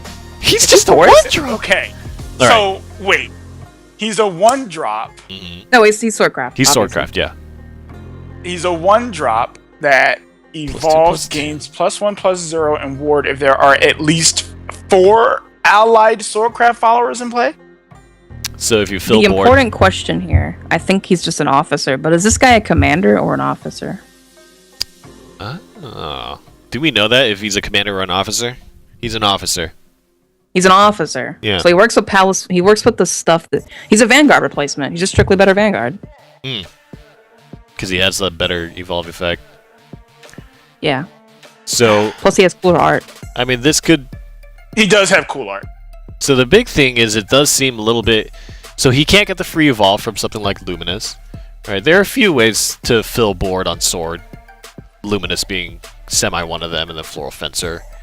Otohime. I find it interesting that like the title, like not the title character, but like the center of the trailer, you know, riding on a Pegasus or whatever. Yeah, that was Perseus. coming in to save. Yep, coming in to save. He's a one man. He's a 1.22 or 1.1. Like he's so important looking, important seeming, and then he's a Vanguard in practice. It's actually kind of fun. I actually do like that the card is a 1-drop though, because I feel like there haven't been so many like big, like really cool character like low cost drops. You know, a lot of them are really on the high end. Been staying away from that. Snow White was in that book though. Yes, but they had to nerf her. So, absolutely. Yeah. And I thought that was cool. It's nice to see some of these lower drops. I think it gets into a really dangerous territory though if you make low drops like really effective. But in the sense that Perseus only gains his advantage after an evolution turn, right? So you're not, you know, rushing people down with it necessarily. And as we all know, you can fill your board with neutral, especially with things like Goblin Leader, but it needs to be Swordcraft followers. Swordcraft, yeah. I think that's a huge hindrance. The fact that your board has to be full. All 4 have to be Swordcraft, and for him to get such a small bonus after evolving, and your whole board is full of Sword. Yeah, there's probably a better right evolve that you can get just higher numbers on.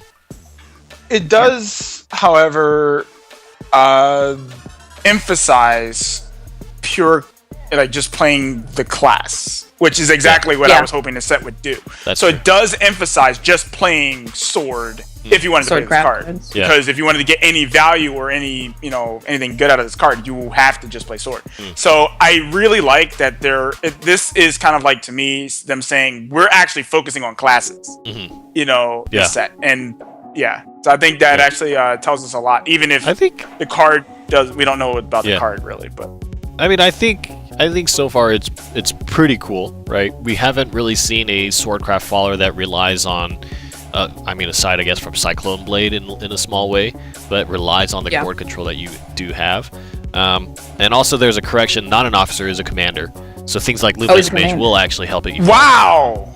Okay! You know? I like this card even more now. Yeah. I actually think that commander aspect makes it a lot more intriguing. So low-cost commanders can be very good for triggering things that need to have commanders in play. Yep. And maybe there's some synergy in the set release that will have kind of a officer that relies on kind of being able to combo that.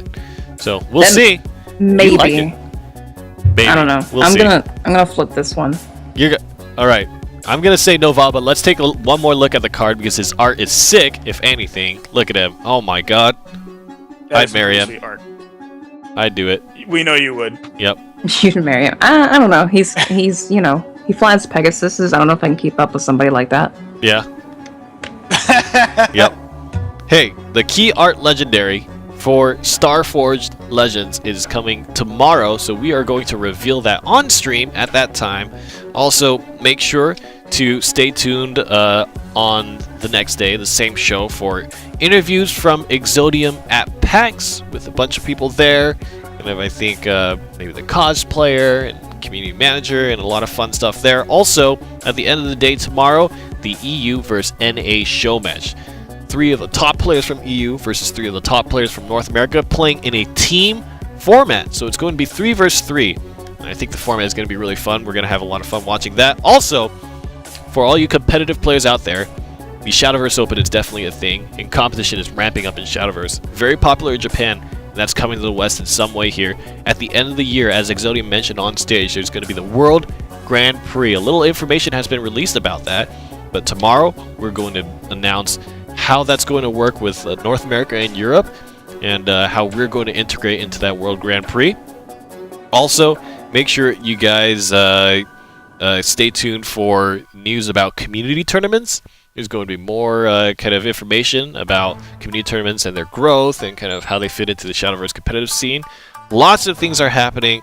Lots of things are kind of coming together for Shadowverse, and the game is growing. I think a lot of people have really started adopting the game and have really just enjoyed it for its own kind of merits on by itself as kind of a card game that's separate from the others out there. Tomorrow we're going to be doing a segment, a Deck Doctor segment. Again, thank you so much to Aya Senpai and the guys over at Shadow Nexus. And we want to see some of your decks that you guys have. So via Shadowverse portal, give us links of your decks that you want help with in Discord, in the Shadowverse Open Discord. We will take a few of them, we'll select a few of them and do a Deck Doctor segment on them, have Aya Senpai and Envy Bear help you out with those decks and kind of take a look and see where you're headed and try to see if you can improve. So, fun day today. We did a lot of stuff, a lot of cool things. We got to watch the PAX show, we got to see the Ultimate Carrot, some bathrooms. You guys, what were your favorite moments of the day? What was your favorite moment, Aya? I'm gonna have to go with the bathrooms, man. Like, it's a nice 2-drop. The bathrooms are too good, man. Too good. Yeah, the bathrooms were pretty awesome. How about you, Envy? The trailer. I've just been I wanted to know for a while, like, what the expansion was gonna be, and it's interesting, and it seems like it might have sort of like, you know, a real theme to it. So yeah. Yeah, and want to see more cards. Really cool to see that, you know, a fairy tale theme was, I think, one of the best ways you could do it, and to be able to continue that, I still feel like there's a very strong characteristic to it, which is fantastic. I really enjoyed the segments where I got to talk to the players and also the interaction with the community. I love that kind of stuff. I think it's really fun to reach out and do that. Make sure tomorrow, I am so waiting for that legendary card reveal, and you guys should be too. Lots of fun things to happen. Same. We are about to Same here. We are about to sign out and set you guys free. Make sure to come back tomorrow, same time, same place, for more Shadowverse content.